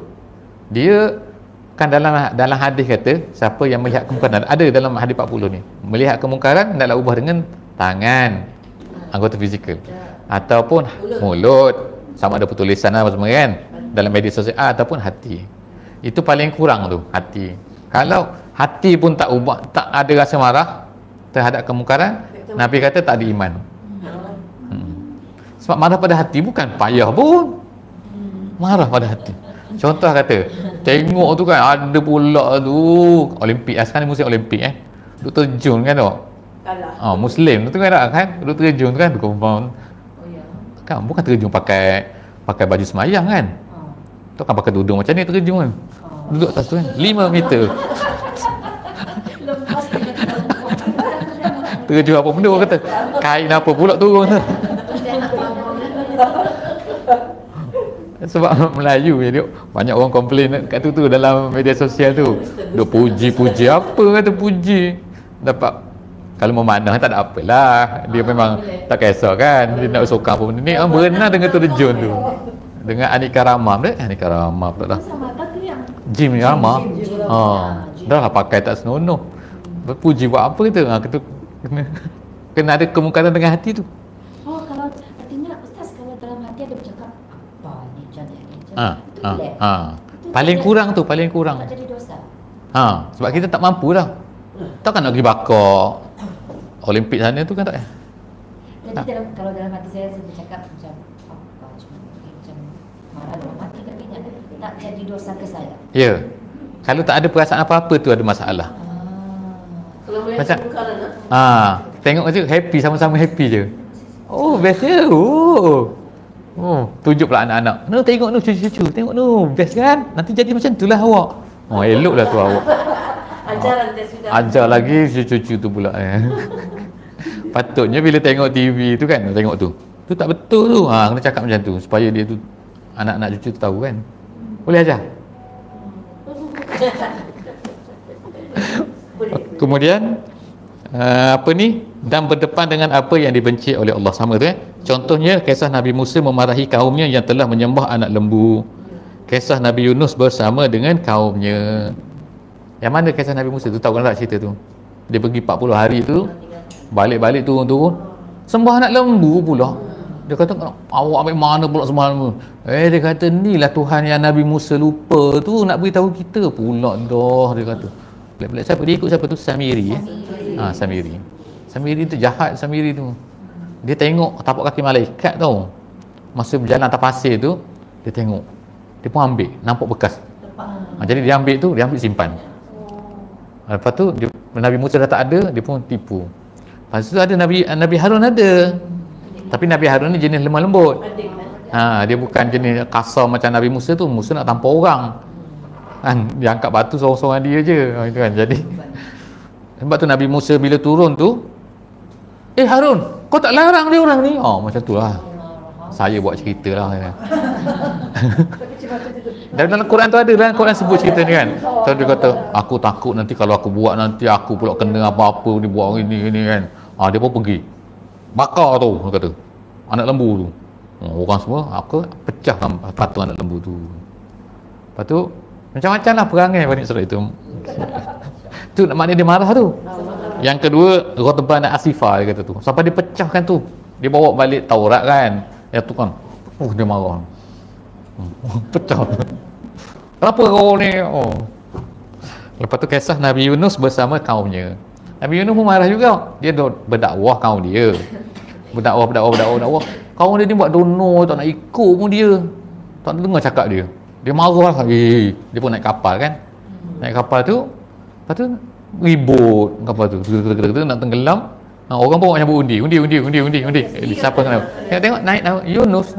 Yunus, bukan kau ni orang baik ke? Tak betul ni. Cepat lagi kan. Yunus kan last ambil lah Yunus, campur dalam laut tu. Laut tu dah kata laut betul. Kalau laut Kaspian ke Tasik besar ke wallah alam tak perlu cerita lah. Tapi laut makan ikan. Maksud apa ikan? Lepas tu kena campur balik atas. Berapa lama dia dalam perut laut tu, Ustaz? Allah tak tahu. Macam-macam cerita. Macam-macam riwayat kata ada 3 hari lah. Macam-macam lah. Ada kata 40 lah.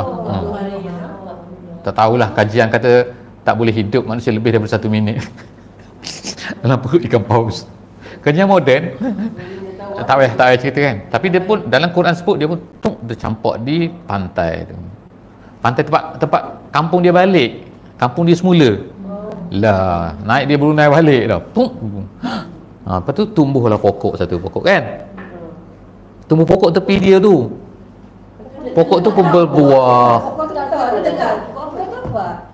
Dalam Quran ada. Ada dalam Quran. Apa pokok apa, Ustaz? Teruskan Ustaz ceritanya. Nanti kami malah refer lagi Ustaz. Yang kami tahu silang putih, Ustaz. Pokok labu. Pokok labu. Ya, betul. Jadi apa dia? Labu. Tumbuh. Ya, tumbuh tepi tu. Labu tu pun dia pun makan labu tu. Itu Rasulullah. Dalam Quran tu ada sebut labu, pasal labu tu. Nanti saya cari ayat dia nombor berapa. Ada sambungannya tu. Apa dia? Ada sambungannya. Nabi Yunus yang dia ditampar tu yang tumbuh. Tu bukan cerita bohong tu. Kalau cerita berapa hari tadi tu cerita tak tahu daripada mana cerita yang baca doa tu betul. La ilaha illa anta subhanaka inni kuntu minaz zalimin tu dalam perut ikan. And then dia pun dimuntahkan. Lepas tu dia pun sakit atas tepi pantai tu. Lepas tu pokok labu tu tumbuh. Lepas tu dia pun makan labu tu. Dia pun sihat. Soalan dia, saya tanya lagi soalan ni, apakah labu itu? Orang cari labu tu. Saya cerita sikit. Tak habis lagi. Ada seorang doktor, profesor perempuan, orang Iban. Bukan Islam bukan Islam. Dia pernah datang ke universiti kami lah hari itu. Tapi dia ni suka Islam. Dia suka kajian pasal nabi-nabi.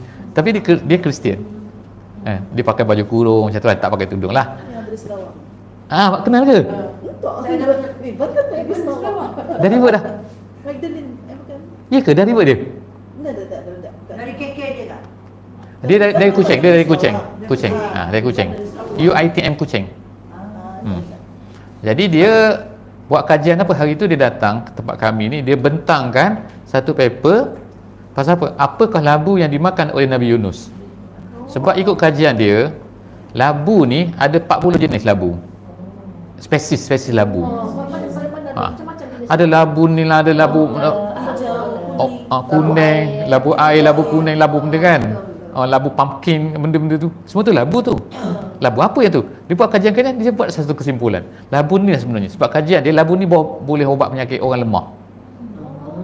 Jadi dia kata inilah labu tu. Sebab dalam Quran sebut labu saja, dia tak sebut labu apa. So lagu apa tak? Kita kena jumpa dia. Homo. Saya jumpa 2 kali dia gitu. Kali yang kedua dia buat kajian pasal lain pula. Rajin dia tu. Kajian pasal kelapa pula. Minyak kelapa. Rasulullah memang suka labu kan? Apa dia? Rasulullah memang suka labu. Tapi dia juga nak beritahu labu apa? Ya. Jangan kata bila jumpa labu di pasar gadung, labu ni lah Nabi makan. Jangan sebut macam tu kan. Labu tapi tak tahu labu apa. Jadi sekarang ambil balik habis cerita ni. Jadi Nabi Yunus tadi dia pun balik tu, Allah Ta'ala kata, Yunus pergi berdakwah semula kaum kau tu. Jangan cepat-cepat lari daripada kaum tu. Lalu selepas dia pergi semula kepada kaum dia, berimanlah lebih daripada 100,000. Lebih daripada Ya, lebih dari 100,000. Tengok dalam Quran ada. Dalam Quran sebut number tu, lebih dari 100,000. Jumpa ayat aja. Labuan tu arah surah As-Saffat. Safat, betul lah surah Safat. 147 ayat. 146. Muka surat berapa aja? Bukan surat betul. Safat. tidak ada Quran ni. Ayat ketiga tu As-Saffat. Safat gitu. Lepas tu ayat 146 dia ada. Kita tengok muka surat, muka mudah sikit. Selepas kami tumbuhkan untuknya labu. kan dia tumbuh labu. Untuknya sebatang pohon daripada jenis labu. Kemudian baca lagi. Ada lepas tu beriman berapa ratus ribu? 100,000. 100 lebih. Tak, 100,000 telah beriman. Diutuskannya 100,000. Atau lebih dia kata. 100,000 orang Atau lebih kan? Maknanya 100,000 beriman selepas daripada dia Diutuskannya 100,000. dakwah semula. Kesimpulan situ, jangan marah. Sebab Nabi Yunus tu dia lari daripada sebab dia marah kepada kaum dia. Aku dah ceramah penat-penat, tak nak beriman juga. Geram aku, dia lari lah. Lepas tu Allah marah pada dia. No, Yunus, jangan lari. Jangan lari. Duduk kampung awak tu. Lepas tu dia nak lari tu, Allah jadikan perahu tu, lepas tu dia kena campur ikan campak balik situ, makan labu, lepas tu pergi berdakwah semula. Lepas tu orang pun beriman. 100,000 tu. Maknanya orang zaman tu kan sangat ramai tau. Ramai tu. Kan telefon balik. 100,000 1/4 Brunei dah habis. Satu pergi ke Brunei. Padahal zaman dulu tu, Zaman dulu. zaman Nabi Yunus. Tu cerita pasal marah lah. Jadi marah ni kalau dalam Quran memang sebut cerita pasal Yunus. Kalau dalam Quran, wala takun ka sahibil hud. Wahai Muhammad, kau jangan jadi seperti Nabi Yunus. Sebab apa? Nabi Yunus ni simbol kepada apa? Marah yang dimarahi oleh Allah gitu. Labu ni bagus untuk wanita. Dia kata cerita pula, panjang pula cerita pasal labu pula. Okey, nanti cerita pasal labu selepas ni. Selepas 10:30. Masa makan ni cerita pasal labu pula Apa dia discuss? Apa dia? Nabi Yunus ni ialah cerita simbol marah dan Nabi Yunus betul. Nabi Yunus ni ialah cerita tentang Allah Ta'ala, murka. bukan dia buat salah, bukan buat dosa. Sebab tapi sikap begitu Allah tak suka. Sikap dia kan marah kepada kaum kerana tidak beriman. Jadi kena sabarlah. Nabi kita pun macam tu juga kan. Nabi pergi ke Taif kena pukul, kena darah kan. Lepas tu tengah jalan balik malaikat datang, aku nak rapatkan 2 bukit kan untuk matikan semua orang Mekah, orang Taif ni. Tapi Nabi kata jangan tak payah. Aku harap mereka ni beriman. Itu contohlah makna jangan marah. Kalau marah ikut hati, ikut emosi, habislah. Okey aja, jangan ikut emosi Ya. Diam. Diam tak boleh juga nanti. Diam ikut. Diam kalau marah. Kalau marah sabarlah. Nabi nak duduk, ambil wuduk. Kalau berdiri duduk kan. Kalau duduk marah lagi, baring. Kan Islam kalau marah ambil uduk. Tapi ada orang marah di masjid atau ibu uduk Dah suruh dia baring. Mungkin wuduk tak sah kot. Jangan pula kata macam tu. Tapi mana ambil wuduk lagi. Sebab Nabi kata ambil wuduk tu sebab marah daripada api. Dan mungkinlah sebab-sebab lain kata bila kita berwuduk ni kita ingat pada Allah kan benda niat kan. Aku ni marah. Dia jadi sejuk lah insya-Allah. Okey, nombor 5, cara untuk menghilangkan sifat marah, doa. Nombor 1. Yang kedua, membiasakan diri dengan zikrullah, Quran, tasbih, istighfar dan lain-lain. Sentiasa ingat peringatan orang-orang yang diceritakan Allah dalam Quran, pahala orang dapat mengawal diri dengan janji bidadari di syurga dan lain-lain. Ta'awiz tu apa tu? Meminta lindung, a'udzubillahi minasyaitonirrajim. Tu ta'awiz. Ta'awiz ataupun ta'awuz ke. Kalau itu nama ringkas dia lah. Kalau basmalah, bismillah. Itu. Kalau takbir, Allahu Akbar. Kalau tahmid, alhamdulillah. Macam tu. Ta'wiz, a'udzubillahi minasyaitonirrajim. Sebab syaitan tu daripada api. Syaitan daripada api. Marah tu daripada api. Api tu daripada syaitan, adik-beradik dia. Kemudian dengan mengubah kedudukan yang sebut tadi kan, duduk, berbaring. Nombor F, berikan hak badan yang secukupnya tu, bukan secukupnya.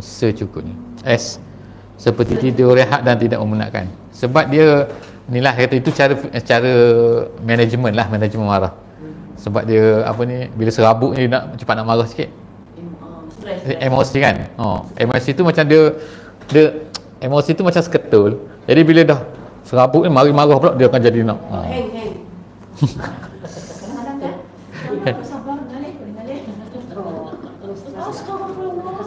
ngalih tu apa, penat Ngalih tu penat. Tak boleh istighfar kan? Astagfirullah. habis. Pelajaran daripada hadis, hajah baca. Anjuran bagi setiap Muslim untuk memberikan nasihat dan mengenal perbuatan-perbuatan kebajikan, menambah wawasan ilmu yang bermanfaat serta memberikan nasihat yang baik. Yang kedua, larangan marah. Yang ketiga, dianjurkan untuk mengulangi pembicaraan hingga pendengar menyedari kepentingannya dan kedudukan perkataan itu. Yang mana nombor 3 tu, yang mana? Dianjurkan untuk Iyalah, maksud dia dalam hadis tu dianjurkan untuk mengulangi pembicaraan. yang Nabi ulang tu 3 kali, betul. La taghdab. Yang nombor 1 tu Hajah nak tanya ni, Hajah Siti Khadijah ni, mengenal perbuatan kebajikan. Dia kata sini kan, anjuran setiap Muslim memberi nasihat dan mengenal perbuatan kebajikan. Apa maksud mengenal perbuatan kebajikan tu contohnya? Mengenal perbuatan kebajikan bagi saya lah.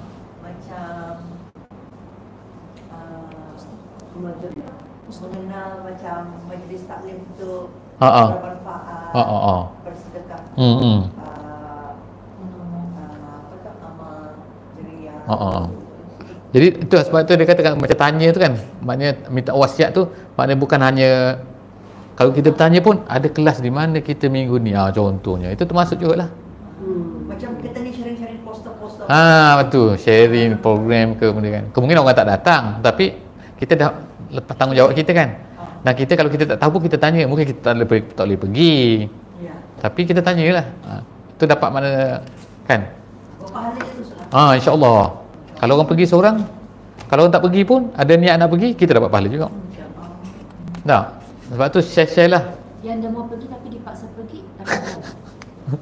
Orang yang membawa, dapat pahala. Dapat? Bawa mana paksa anak datang katakan. Heret anak tu. Dia sama lah katakan.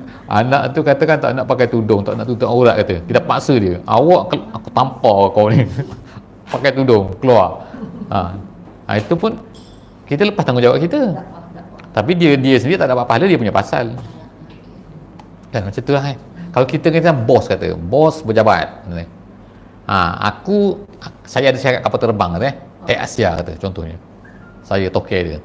Bukan Tony, saya sekarang jadi toke. Saya pun wajibkan pramugari saya semua pakai tudung. Pramugari saya nak marah lah. Nak kerja pakai, tak nak kerja sudah. Saya pun kata contoh macam tu kan. Dia pun pakailah. Saya dapat pahala. Dia pakai, dia tak ikhlas tu dia punya pasal. Lepas sudah tanggungjawab. Lepas dah tanggungjawab aku. Gitulah. Itu kena faham tu, ketua tu. Tak boleh ketua. Saya tak nak paksa, kalau dia tak ikhlas buat apa? Tak boleh. Awak kerja awak, laksanakan kerja awak. Saya ada sekolah kata. Sekolah saya nak wajibkan semua orang tutup aurat kata kan. Cikgu gurunya ke, muridnya ke, saya nak paksa. Nak kerja dengan saya mesti. Itu boleh. Itu mesti tanggungjawab saya.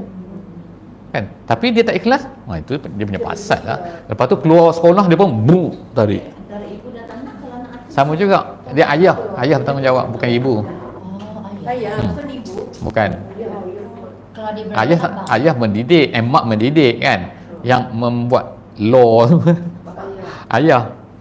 Implementation of law ayah. Betul. So Ustaz, kalau macam saya sembahyang, kalau yang baiknya kan dianjurkan sembahyang jemaah. Jemaah. Berjemaah. Sekali macam kalau tak ada lagi orang di rumah untuk bawa jemaah, sudah sembahyang lah yang lainnya. Jadi mau cari partner untuk jemaah lah. Jadi diambil yang budak kecil untuk ikut Jemaah. boleh. Ya tak memayis ke tak balik? Yang Tak balik kot. kalau macam Tak memayis, main seven tu memayis lah. Dia panggil kan, dia ada tahap dia. Kanak-kanak mula-mula gitu kan. Allah Akbar. Apa dia? Memayis akal balik.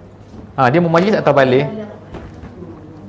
Gini saya lukis je lah Sini baby, sini mumayyiz, sini balik. Baby tu satu dua umur tu kan. Yang kerja dia tarik kain orang je. Yang mumayyiz ni dah tahu dah. Tarik kain tu tak bagus, orang nak semayang ni kan. Tapi dia tak wajib semayang. Dia umur misalnya kata 5, 6, 7 itu 8, 9 sehingga balik ni mungkin 9, 10, 11, 12, 15. Kalau 15 tak balik lagi tu tak payahlah kan, hantar mana lah. Tu pelik lah tu kan, tak sihat lah tu kan. Jadi ni balik kalau dia tahap ni dah boleh. Itu kira jemaah. Boleh tak? Boleh. Walaupun sembahyangnya kadang sembahyang. Betul, tak apa. Sebab dia tak wajib sembahyang. Tapi dia sudah tahu. Betul. Jadi maksudnya Maksudnya dijadikan imam kah? Jadikan Imam pun boleh mumayyiz. Kalau lelaki lah. Dan bacaan bagus lah. Boleh. Pasal tadi Lelaki perempuan? Perempuan lah. Saya jadi imam lah. Kau ni jadi imam lelaki. Saya jadi imam. Kalau dia lelaki, anak lelaki contoh kata, budak lelaki, dia mumayyiz, dia boleh jadi imam. walaupun dia punya bacaannya kurang. Bacaan Quran tu sah ke tak sah? Mesti sah lah. Bacaan yang ke-14 terus wajib. Dah kalau dia alim, kata kan, ada orang belum sampai umur, okey, tapi dia bacaan bagus, okey. Ni datuk kan, datuk lelaki lah kan. Lelaki ni dah tua, umur 70. Bacaannya marbu bi alaihim. So jangan Jadi dia budak tu jadi imam. Datuk tua ni duduk di belakang. Sebab yang baik bacaan. Tapi Tapi ada pilihan. tak ada pilihan macam tu. Iya juga, pasal tadi kan mesti berjemaah kan, mau Pak mengambil pahala. Disyorkan untuk berjemaah Pak. Tidak ada pilihan. Iya sebenarnya seorang Betul Ustaz. Kalau seorang saja. pasal tadi anak itu seorang itu saja Bang. Tapi kan disuruh untuk berjemaah lebih afdal kalau di rumah. Betul. Jadi ya ni tadi memang tahu ya punya bacaan laki-laki lah maksudnya. Kurang. Itu boleh jadikan. Oh tak boleh lah, tak boleh. Suruh duduk belakang jadi ikut je. Jadi pahala tak dapat pahala jemaah lah. Itu ajar je lah. Jadi ajarlah dia, tak apalah. Perlahan-lahan ajar dia membaca dengan betul. Dia syarat dia Fatihah saja. Fatihah, takbir, tahiyat, salam, 4 je. Kalau imam. Bacaan ya Ustaz. Bacaannya Bang. Bacaan surah tak apa. Tidak, bacaan Fatihah saja. Kurang macam ada. Kurang tu sah ke tak sah? Fatihah, tahiyat, takbir, salam. Salawat satu lagi, salawat. Sebutannya tu yang Sebutan tu ada tak betul, kurang betul, tapi sah. Kurang tapi sah tak? Rasa-rasa boleh sah. Kalau sah okey lah. Dia tak sah ni baris salah. Baris salah. Alhamdulillah contohnya kan. Ini sebut baris. azan dah belah. Lepas tu makhraj. Makhrajnya kha, ha, ha, alif 1 hingga 27 tu semua dia betul-betul dan dibaca Fatihah tu betul makhraj, tak apa. Mat kan? Panjang pendek tu tak apa. Tu dimaafkan. Faham? Tapi kalau orang tu macam memang dia boleh lah menyebut makhraj. Ha. Macam orang Cina apa tu dia boleh. Dia tak jadi imam lah. Orang lain jadi imam. Kalau Fatihah sembahyang orang sah. Dia sah. Tapi dia mesti belajar. Dalam masa belajar tu katakan setahun tak betul-betul, tapi dia masih belajar, sah. Dia jangan Syaratnya mesti belajar. sebulan tapi tak belajar-belajar. Bukan orang Arab, Ustaz. Orang Arab Macam orang yang saja kan nyebut ya tadi kan Allah. Sebut dengan betul saja. Sebut dengan belajar insya-Allah. Bukan mesti sebut alhamdulillah. Itu advance sangat. Ini saya lihat di media sosial pun ada yang cakap kalau yang lelaki yang bersiguk dia boleh jadi imam. Makruh. Makruh jadi imam. Lelaki bersiguk makruh jadi imam. Ya. Makruh. Dan kalau kita ada misalnya contohlah kata masjid ni saya tahulah imam ni memang kuat bersiguk ni. Sebelum antara qomat dengan azan dan qomat sempat lagi dia bersiguk belakang. Contohlah Contoh. Satu masjid ni imam dia bagus tak bersiguk. Saya pergi masjid ni. Tapi tengok pula kalau ni kampung kita, ni kampung jauh. Kampung ini seorang imam, saya je makmumnya. Kalau saya lari nanti tak ada jemaah sini. Itu saya sembahyang situ juga. Walaupun makruh. Makruh artinya puasanya puasa. Bukan. Tak, pahala kurang sikit je. Tapi sah lah. Sah je, sah. Korek. Habis. Kita nak masuk hadis ni ke? Masuk. Sambung lagi Kita tadi 3 hadis Ya, satu soalan. Kalau kita ni kadang-kadang orang ni ada sifatnya pemarah kan. Kita ni cara kita ni menangani ataupun dealing with this kind of people ni. Bolehkah kita ni dia tahu sudah lagi macam mana menghadapi kan. So kita ni berniat macam ni macam yalah ia tak ke dia tu dia dapat diubahkan orang tu. Jadi kita ni berniat macam dia ni ciptaan Allah lah. Allah sudah menciptakan dia bersifat macam itu. Jadi kita menghormati ia kerana Allah Ta'ala menciptakan dia macam itu. Sebagai seorang yang pemarah, dengan sifat marah itu adalah sebahagian daripada salah satu sifat Allah Ta'ala. Boleh kita ni bercakap macam itu? Allah Macam give up lah. Give up. Tak boleh. Macam tadi. Yang kedua tadi ajar sebut Allah Ta'ala bersifat pemarah. Jadi dia menciptakan Bukan Allah Ta'ala, betul Allah Ta'ala ciptakan kita sebagai pemarah, tapi Allah Ta'ala menyuruh kita supaya kontrol marah tu. Jadi bukannya Allah Ta'ala menyuruh kita reda dengan marah. Faham ke? Bukan untuk reda yang marah. Tak boleh reda. Tak apa, saya reda lah dengan kemarahan awak. Kita tidak buat satu perkara yang menyebabkan bergaduh dengan dia, itu bagus. Faham ke? Cuma tak boleh reda. Tak mau, saya tak mau ubah dia. Nasihatlah dia. Anda mau dia nasihati lagi. Dia tak nak nasihat, kita tak nak nasihat. Dia lagi makan. Doa sajalah. InsyaAllah. Hadis yang ke-20 ada yang ke-20 pula 17. Semangatlah. Hadis ni panjang sikit, tapi kita baca sekadar-kadar yang mampu insya-Allah. Daripada Abu Ya'la Shaddad ibni Ausin radhiyallahu anhu. Shaddad Abu Ya'la muka surat 71 Abu Ya'la tu nama dia ayah kepada Ya'la, maksudnya anak dia nama Ya'la. Namanya Shaddad ibnu Ausin, seorang sahabat radhiyallahu anhu an Rasulillah sallallahu alaihi wasallam qala innallaha, sesungguhnya Allah kataba, menulis ni maksud menulis kalau dalam Quran maksudnya ialah mewajibkan. Kalau puasa dia kata kutiba alaikumus siyam, dituliskan ke atas kamu puasa, artinya diwajibkan ke atas kamu puasa. Kenapa wajib ni dia guna perkataan tulis dalam Quran? Kerana tulis ni macam lebih berat lagi daripada wajib. Maknanya bukan sekadar wajib, tapi ni aku catat tahu. Gitu. Lebih formal lah, lebih sungguh-sungguh lagi. Wajib yang sungguh-sungguh ni, bukan wajib cakap je kan. Kena buat bukan. Kena buat kena mesti ni wajib. Macam itulah. Itu makna kutiba Jadi Allah Ta'ala telah menuliskan, mewajibkan al-ihsan. Ihsan tu daripada Hasan. Ni Hasan Hasan baik. Dalam bahasa Arab, bila dia kata sini, tambah alif sini, ihsan jadi. Ihsan maknanya memperbaikkan sesuatu benda. Kalau Hasan baik, ihsan memperbaikkan. Kalau solah tu baik, soleh. Islah tu memperbaikkan tu. Maknanya perbuatan kita buat untuk memperbaiki benda tu, mengelokkan benda tu. Jadi sekarang ni maksud dia bukan hanya Allah Ta'ala menyuruh kita ni buat satu benda dengan elok, tapi memperelokkan semampu mungkin. Ala kulli syai', semua benda. Kemudian faiza qataltum, tu contoh. Faiza tu Nabi buat contoh. Sekarang ni aku nak ceritakan contohnya. Apabila kamu apabila qataltum, kamu membunuh. Membunuh orang yang halal lah. Membunuh kadang-kadang halal ni membunuh dalam peperangan. Kadang-kadang membunuh masa hukum bunuh. Orang yang jadi benda tukang bunuh orang kan.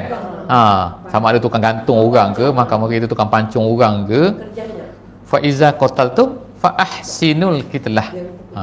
Tu ihsan tu ahsinu. Ahsinu tu maknanya elokkanlah qatlah, cara bunuh tu. Maknanya sebab itulah dalam Islam dia suruh macam kata kalau hukuman bunuh bukan gantung, tapi suruh potong kepala. Potong kepala is the best lah. The best pun dah. The shortest time kan, paling cepat. Tak sempat sangat sakit pun. Dah mati dah aku. Gitu.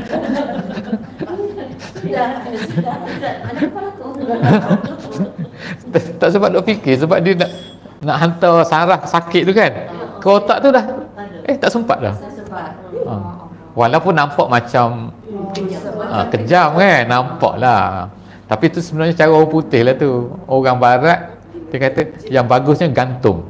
Gantung sakit. Sebab sebelum mati tu macam tu kan. Dia berapa minit dia sakit. Kursi elektrik sakit kok. Macam tu kan. Atau apa lagi yang orang racun. Racun sakit juga. Dia, lambat pun nak mati. Yang paling cepat atau tembok, sekarang kita tunggu tembok kan tak? Tembok pun sakit juga. Sebelum mati tu dia sakit. Ini Allah Ta'ala nak ajar ihsan tu, maknanya bila kita bunuh orang pun memang dia patut dibunuh, tapi mesti dibunuh dengan cara yang paling tidak menyakitkan dia. Kita bukan tak menyakitkan. Itu ihsan dalam membunuh. Tapi jangan diajar macam orang jahat pencuri patut. Jangan diajar tu susah. Okey. Wa iza, contoh yang kedua. Tadi contoh yang pertama. Wa iza zabahtum, apabila kamu menyembelih binatang lah. Hari raya korban ke, tak raya korban ke, hari-hari ke. Wa iza apabila Ustaz? Wa iza apabila, ya apabila. Fa iza maka apabila. Wa iza dan apabila. Itu. Syait tu Mana? Syait apa syait? Mana? Kulli syait. Kulli syait tu semua benda. Kulli setiap, syait benda. Syait ni benda. Benda. Apa-apa saja, apa-apa. Setiap apa-apa saja. Okey. Jadi ni contoh yang kedua Contoh je Nabi sebut ni. Sebab tadi Nabi menyuruh ihsan dalam semua benda. Jadi tapi cuma Nabi contoh sini, yang pertama membunuh, yang kedua zabahtum, kamu menyembelih binatang. Fa ahsinuz zibhah, maka hendaklah cara bunuh pun mestilah cara yang paling baik. Cara yang paling tidak menyakitkan binatang tu. Alah, binatang sakit pun bukan dia marah kita pun. Tapi tak boleh, mesti kena buat baik juga pada binatang tu. Walaupun dia akan mati. Kalau orang barat lain pula kan. Dia kata kita kesian kat binatang, kita jadi vegetarian. Tapi tu binatang buat apa? Duk bela banyak-banyak. Jahat tu kan. Saya pernah dengar radio BBC masa di UK ni, dia buat ada iklan dia dalam radio. Dia pun pasang binatang masa kena sembelih. Dia pasang bunyi binatang tu. Kan bunyi macam tu kan binatang kan. So dia kata, "Do you want to hear this?" are you redha? Tak kata are you redha kan, dia kata adakah kita sanggup untuk kata semata-mata kesenangan kita nak makan, kita sanggup mendengar binatang ini terseksa begini. Oh, pandai dia main psikologi pula dah, dia main emosi kita pula, dia kata. Akhirnya dia kata jadilah vegetarian.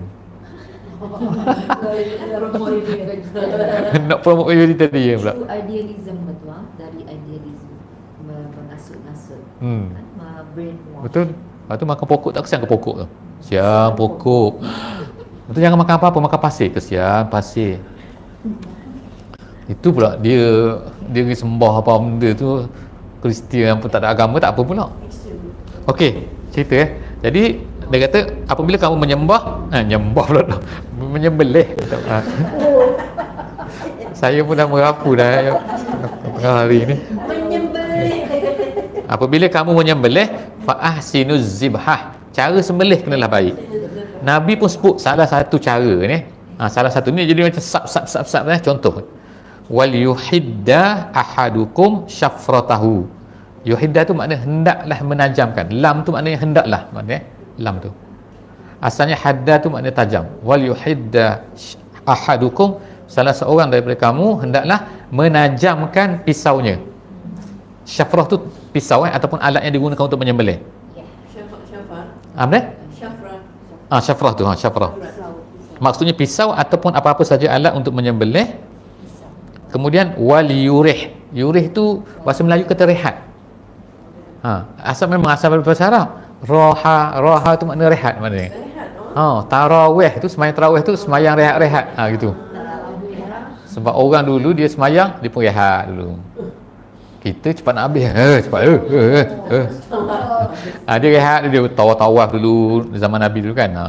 Okey, sembahyang pula. Sebab dia suka sembahyang. Sembahyang lagi, rehat lagi, sembahyang lagi. Gitu kan. Kemudian wal yurih zabihatahu tu binatang yang hendak disembelih. Jadi sekarang Nabi ceritakan dua benda, cara untuk ihsan dalam penyembelihan, iaitu tajamkan pisau. Kalau pisau tumpul, kesian binatang, apa lambat sangat ni, lembu kata sakit aku ni, cepatlah sikit. Gitu kan. Jadi kena tajam. Kalau pisau tajam, putus. Yang orang potong kepala orang tu, orang dekat benda ni di Madinah kan, dia yang itulah hukuman bunuh tu, tajam pisau dia teh macam tu je dah putus dah kepala kan. Baguslah jadi ini. Jadi okey, nombor satu tajam, yang kedua yurih tu macam mana? Yurih ni ikut keadaan binatang tu. Kalau orang Melayu rasanya tak yurih, dia macam nak mati, lembu tu sampai terbeliak-beliak mata tu kan. Dia ikat lah betul kan itu. Kalau orang Arab tengok dia mudah pula, dia sembelih unta tu, dia seorang-seorang je. Unta tu duduk berdiri macam tu je. Dia buat tu dah. Berkali unta tu beriman loh Ustaz. Lembu kita tak beriman. Dah tahu lah dia digarap. Habis tu kena bawa pusat dakwah dulu lembu tu. Ajar ni macam-macam. Tak, saya mungkin teknik lah kan. Kalau lembu di China macam mana tu? Dia macam di Malaysia dia ada cipta alat yang lembu masuk dalam tu tak perlu ikat. Kan kan ada kan tak? Mesin kan, dia mesin masuk tu. Lepas tu dia pusing lembu tu duduk macam tu je lah. Tu lah, terus sembelih. Maknanya itulah mesti kita fikir cara untuk merehatkan binatang tu, supaya binatang tu tak terseksa lah sebelum daripada ni. Setengah cara tu orang macam kita tudung kan, kalau nak sembelih sini, itu pun cara yang bagus lah supaya dia tak nampak. Kadang-kadang dia nampak kawan dia, apa tu kena sembelih aku, dia tengah giliran dia.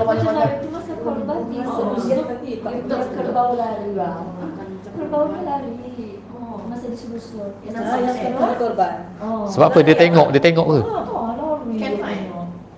Kena gambar lagi jalan lembu tu berjalan. Lapas. Binatang tu berzikir kan Ustaz? Binatang Islam juga. Berzikir. Berzikir cara dia lah. Walaupun macam binatang apa di Australia apa tu? Ya. Semua binatang tu Islam. Yang tak Islamnya orang mengejin je kan. Okeylah, cuma tu. Bukan tak beriman. Tak salah lah beriman.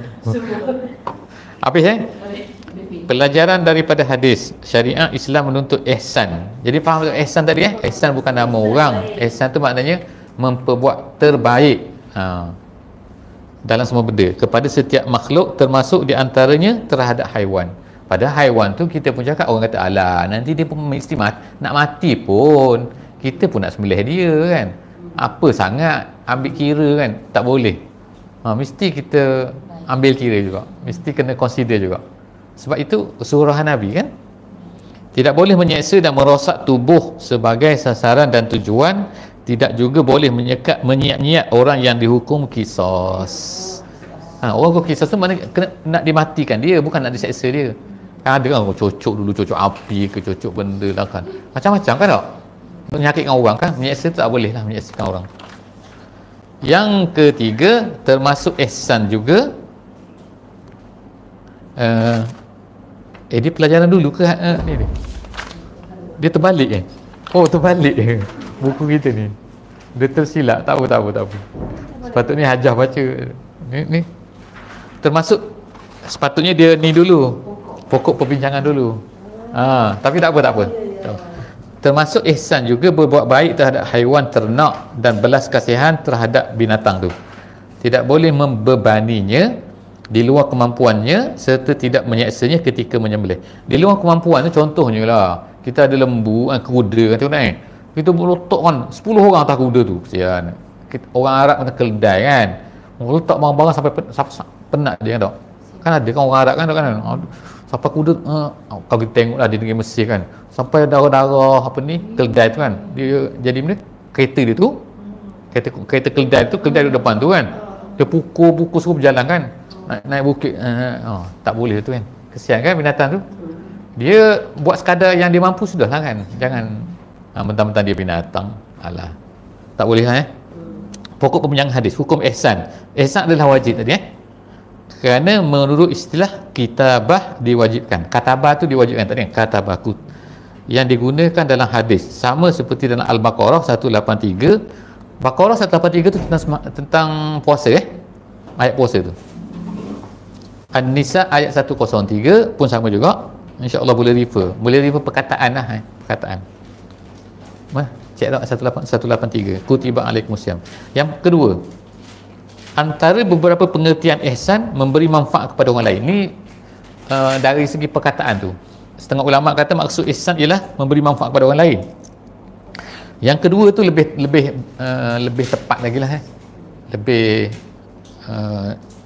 banyak digunakan oleh ulama, teliti maksudnya, ataupun bersungguh-sungguh dalam membuat sesuatu. Contohnya dalam masalah melakukan ibadat wajib secara zahir dan batin yang paling sempurna. Contohnya kita sembahyang. Ihsan dalam sembahyang apa? Kata kan baca 3 kali, baca benda takbir kan. Lepas tu kita niat dulu, gitu kan. Itu yang terbaik lah. Baca lepas tu takbiratul ihram, lepas tu doa iftitah kan. Lepas tu baca Fatihah, baca auzubillah dulu, sunat, tapi ihsannya kita buat semua tu. Itu maksud dia. Lepas tu kita buat 3 kali kata.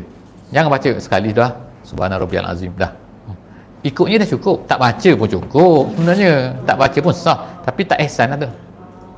Dah komplit bang. Tak sempurna, paling sempurna gitu. Kemudian rokok, kemudian semua bagi salam, lepas tu zikir. Itu semua tu adalah yang paling sempurna lah.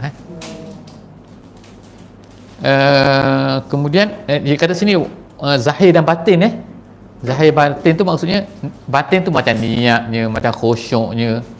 Sebab tu jangan kata masa nak sembahyang time sakit perut ke kan, ataupun menahan, dia panggil menahan tu kan, time nak kencing sungguh-sungguh tu masa tu nak pergi sembahyang, sebab ada wuduk lagi, sayang batal. Jadi tak boleh fokus.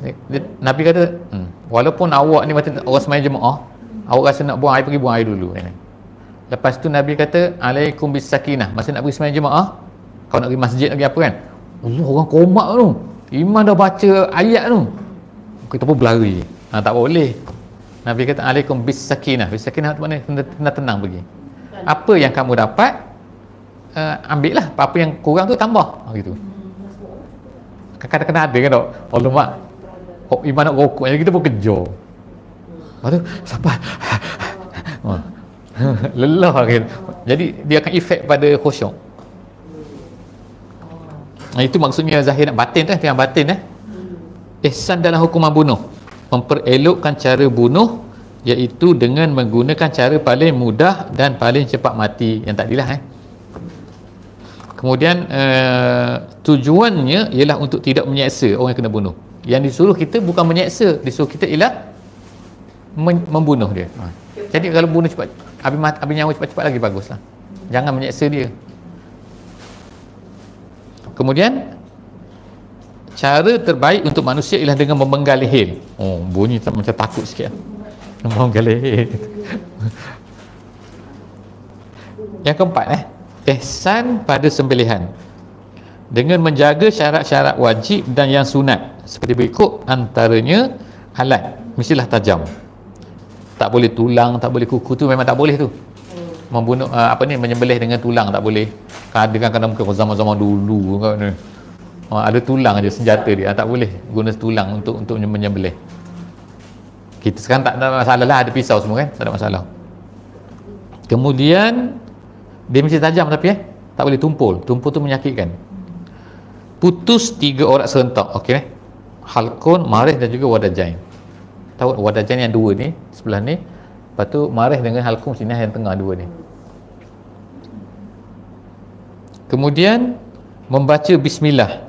Okeylah berkeahlian untuk sembelih. Berkeahlian tu maksudnya dia ni orang yang layak lah, yang boleh diterima sembelihan dia. Muslim, berakal, baligh atau ahli kitab. Ahli kitab tu Kristian atau Yahudi. Ini ada banyak perbincangan sikit Ada dua masalah. Orang ahli kitab ni Kristian atau Yahudi menyembelih, boleh tak boleh kita makan? Lepas tu kalau kata boleh, siapa dia orang ahli kitab tu? Faham Dia dalam Quran sebut dua. Kahwin boleh, sembelihan mereka boleh dimakan. Kahwin dengan mereka pun boleh. Lelaki orang Islam kahwin dengan ahli kitab perempuan boleh. Terbalik tak boleh? Terbalik tak boleh. Maknanya kalau perempuan Islam kahwin dengan lelaki Kristian Yahudi tak boleh. Cuma sekarang bincang siapakah ahli kitab tu? Tu. Mazhab Syafi'i ialah orang yang Kristian atau Yahudi yang asal, bukan yang baru. Katakan Indonesia Kristian, katakan daripada benda tu Ambon kata. Contohnya tak boleh. Sebab dia bukan original Kristian. Dia baru masuk Kristian selepas daripada Belanda datang, Portugis datang kan. Orang di Timor Leste kata Kristian, tak boleh. Adakah masuk ahli kitab? Betul? Ada masuk ahli kitab? Ada macam Yahudi. Yahudi tu dia memang dia jaga tu, dan DNA dia jaga. Itu memang keturunan daripada Bani Israel tu. Yang Yahudi betul, bukan Yahudi tipu. Itulah kena tengok darah dia tu, darah Yahudi. Dia negeri Arab ada banyak. Tapi ada juga orang yang masuk Yahudi tak boleh pakai. Kalau kata misalnya orang Eropah, kata orang Eropah, orang putih, orang asalnya Kristian masuk Yahudi, itu tak boleh pakai. Dia nak yang Yahudi betul, Kristian betul. Dia baca yang Old Testament ke tak? Dia punya Injil. Injilnya yang lama. Kalau yang betul kalau mana asli. Dia tu orang asli memang Kristian daripada nenek moyang sampai zaman-zaman Nabi tu. Itu yang tu mazhab Syafi'i terima. Walaupun dia menyeleweng dia menyeleweng tak kisah, tu cerita lain. Keturunan ahli kitab. Memang keturunan ahli kitab. Itu boleh. Itu dari segi hukum. Tapi kalau Yahudi sekarang ni banyak penipu, tu cerita lain faham Kawin-kawin dia jadi tali barut pula kat dalam tu, jadi itu cerita lain. Itu hukum dari segi ni cerita dari segi hukum fiqh, boleh orang Yahudi dan Kristian yang asal Yahudi dan Kristian. Artinya dia orang memakai lakat kitab dulu kan? Kitab yang diturunkan kepada Nabi dulu. Okey, macam tu Jadi kalau di India tak boleh lah. Kalau di China tak boleh lah. Kalau Korea tak boleh lah. Sebab itu dia baru tu. Dia bukan Kristian asal. Itu mazhab Syafi'i.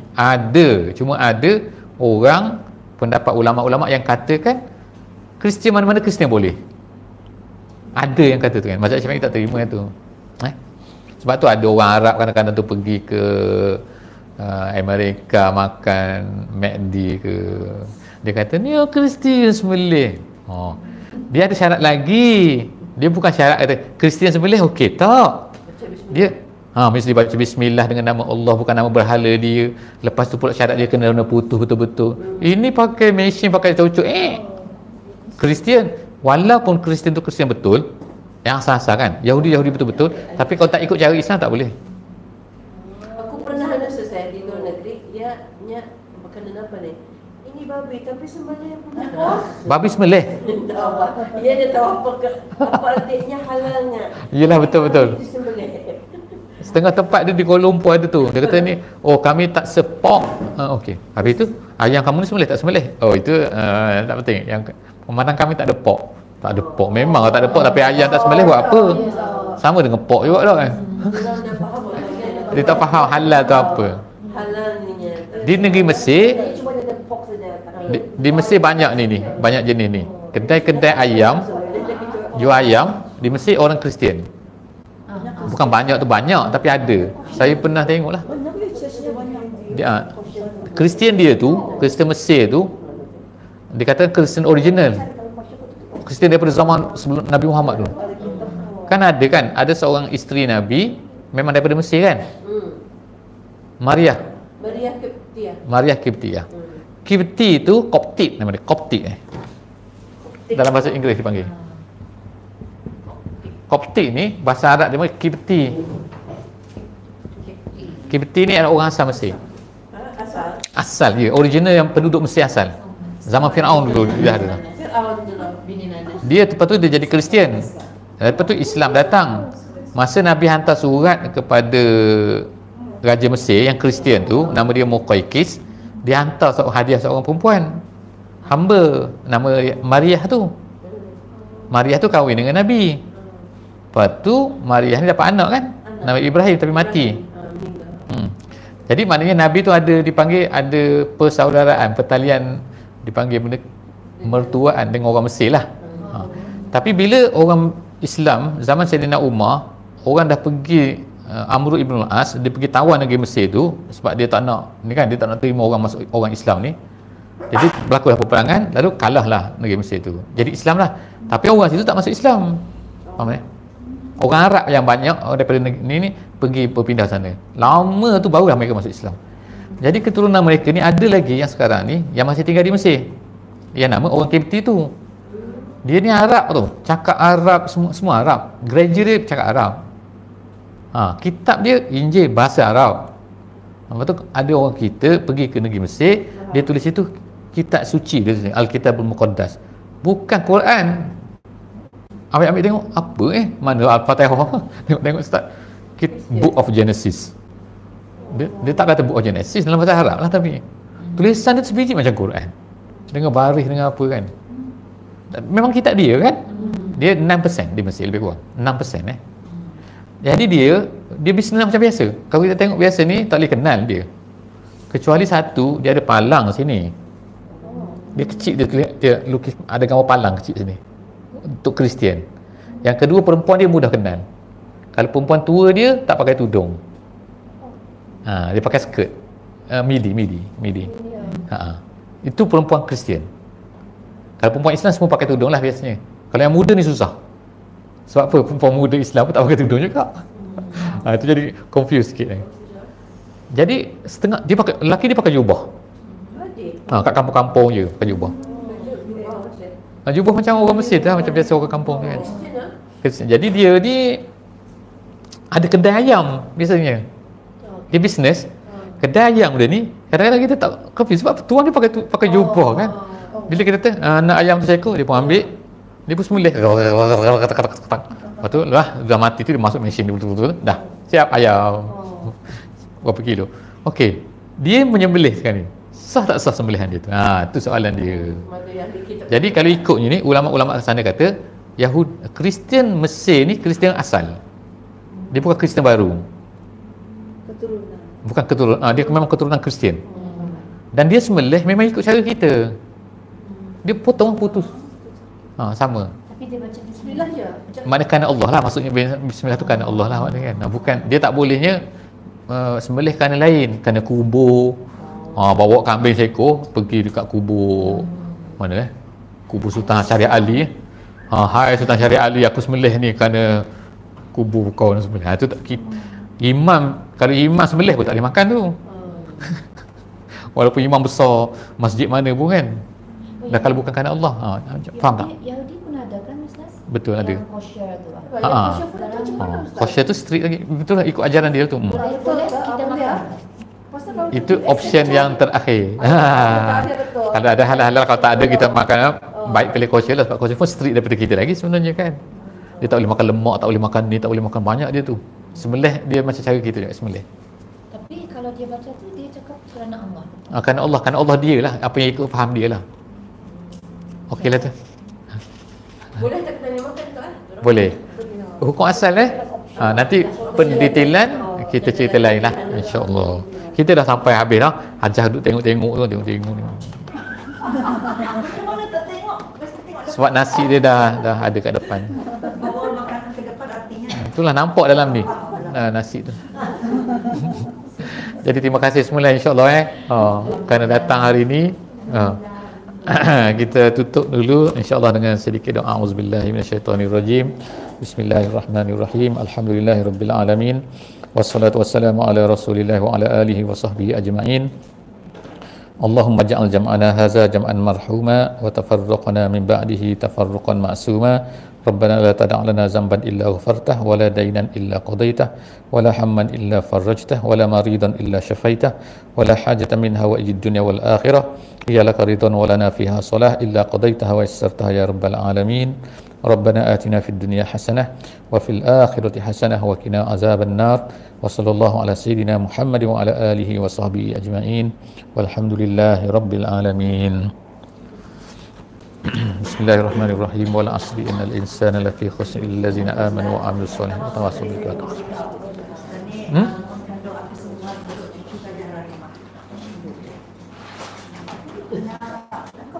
Nak sekali lagi ke? Boleh? InsyaAllah. Jadi kalau ikutnya doa yang kita baca tadi termasuk dah. Tapi ada satu doa tadi kan, dia kata Rabbana la tada' lana zamban illa ghafarta wa la dainan illa qadaita wa la hamman illa farajta wa la maridan illa syafaita. Itu ya Allah, siapa-siapa yang sakit di kalangan kami ni, anak buah anak kami semua tu, kau berilah kesembuhan kepada mereka semua tu insya-Allah. Amin ya rabbal alamin. Masya-Allah. Masih lagi Oh, di Singapura.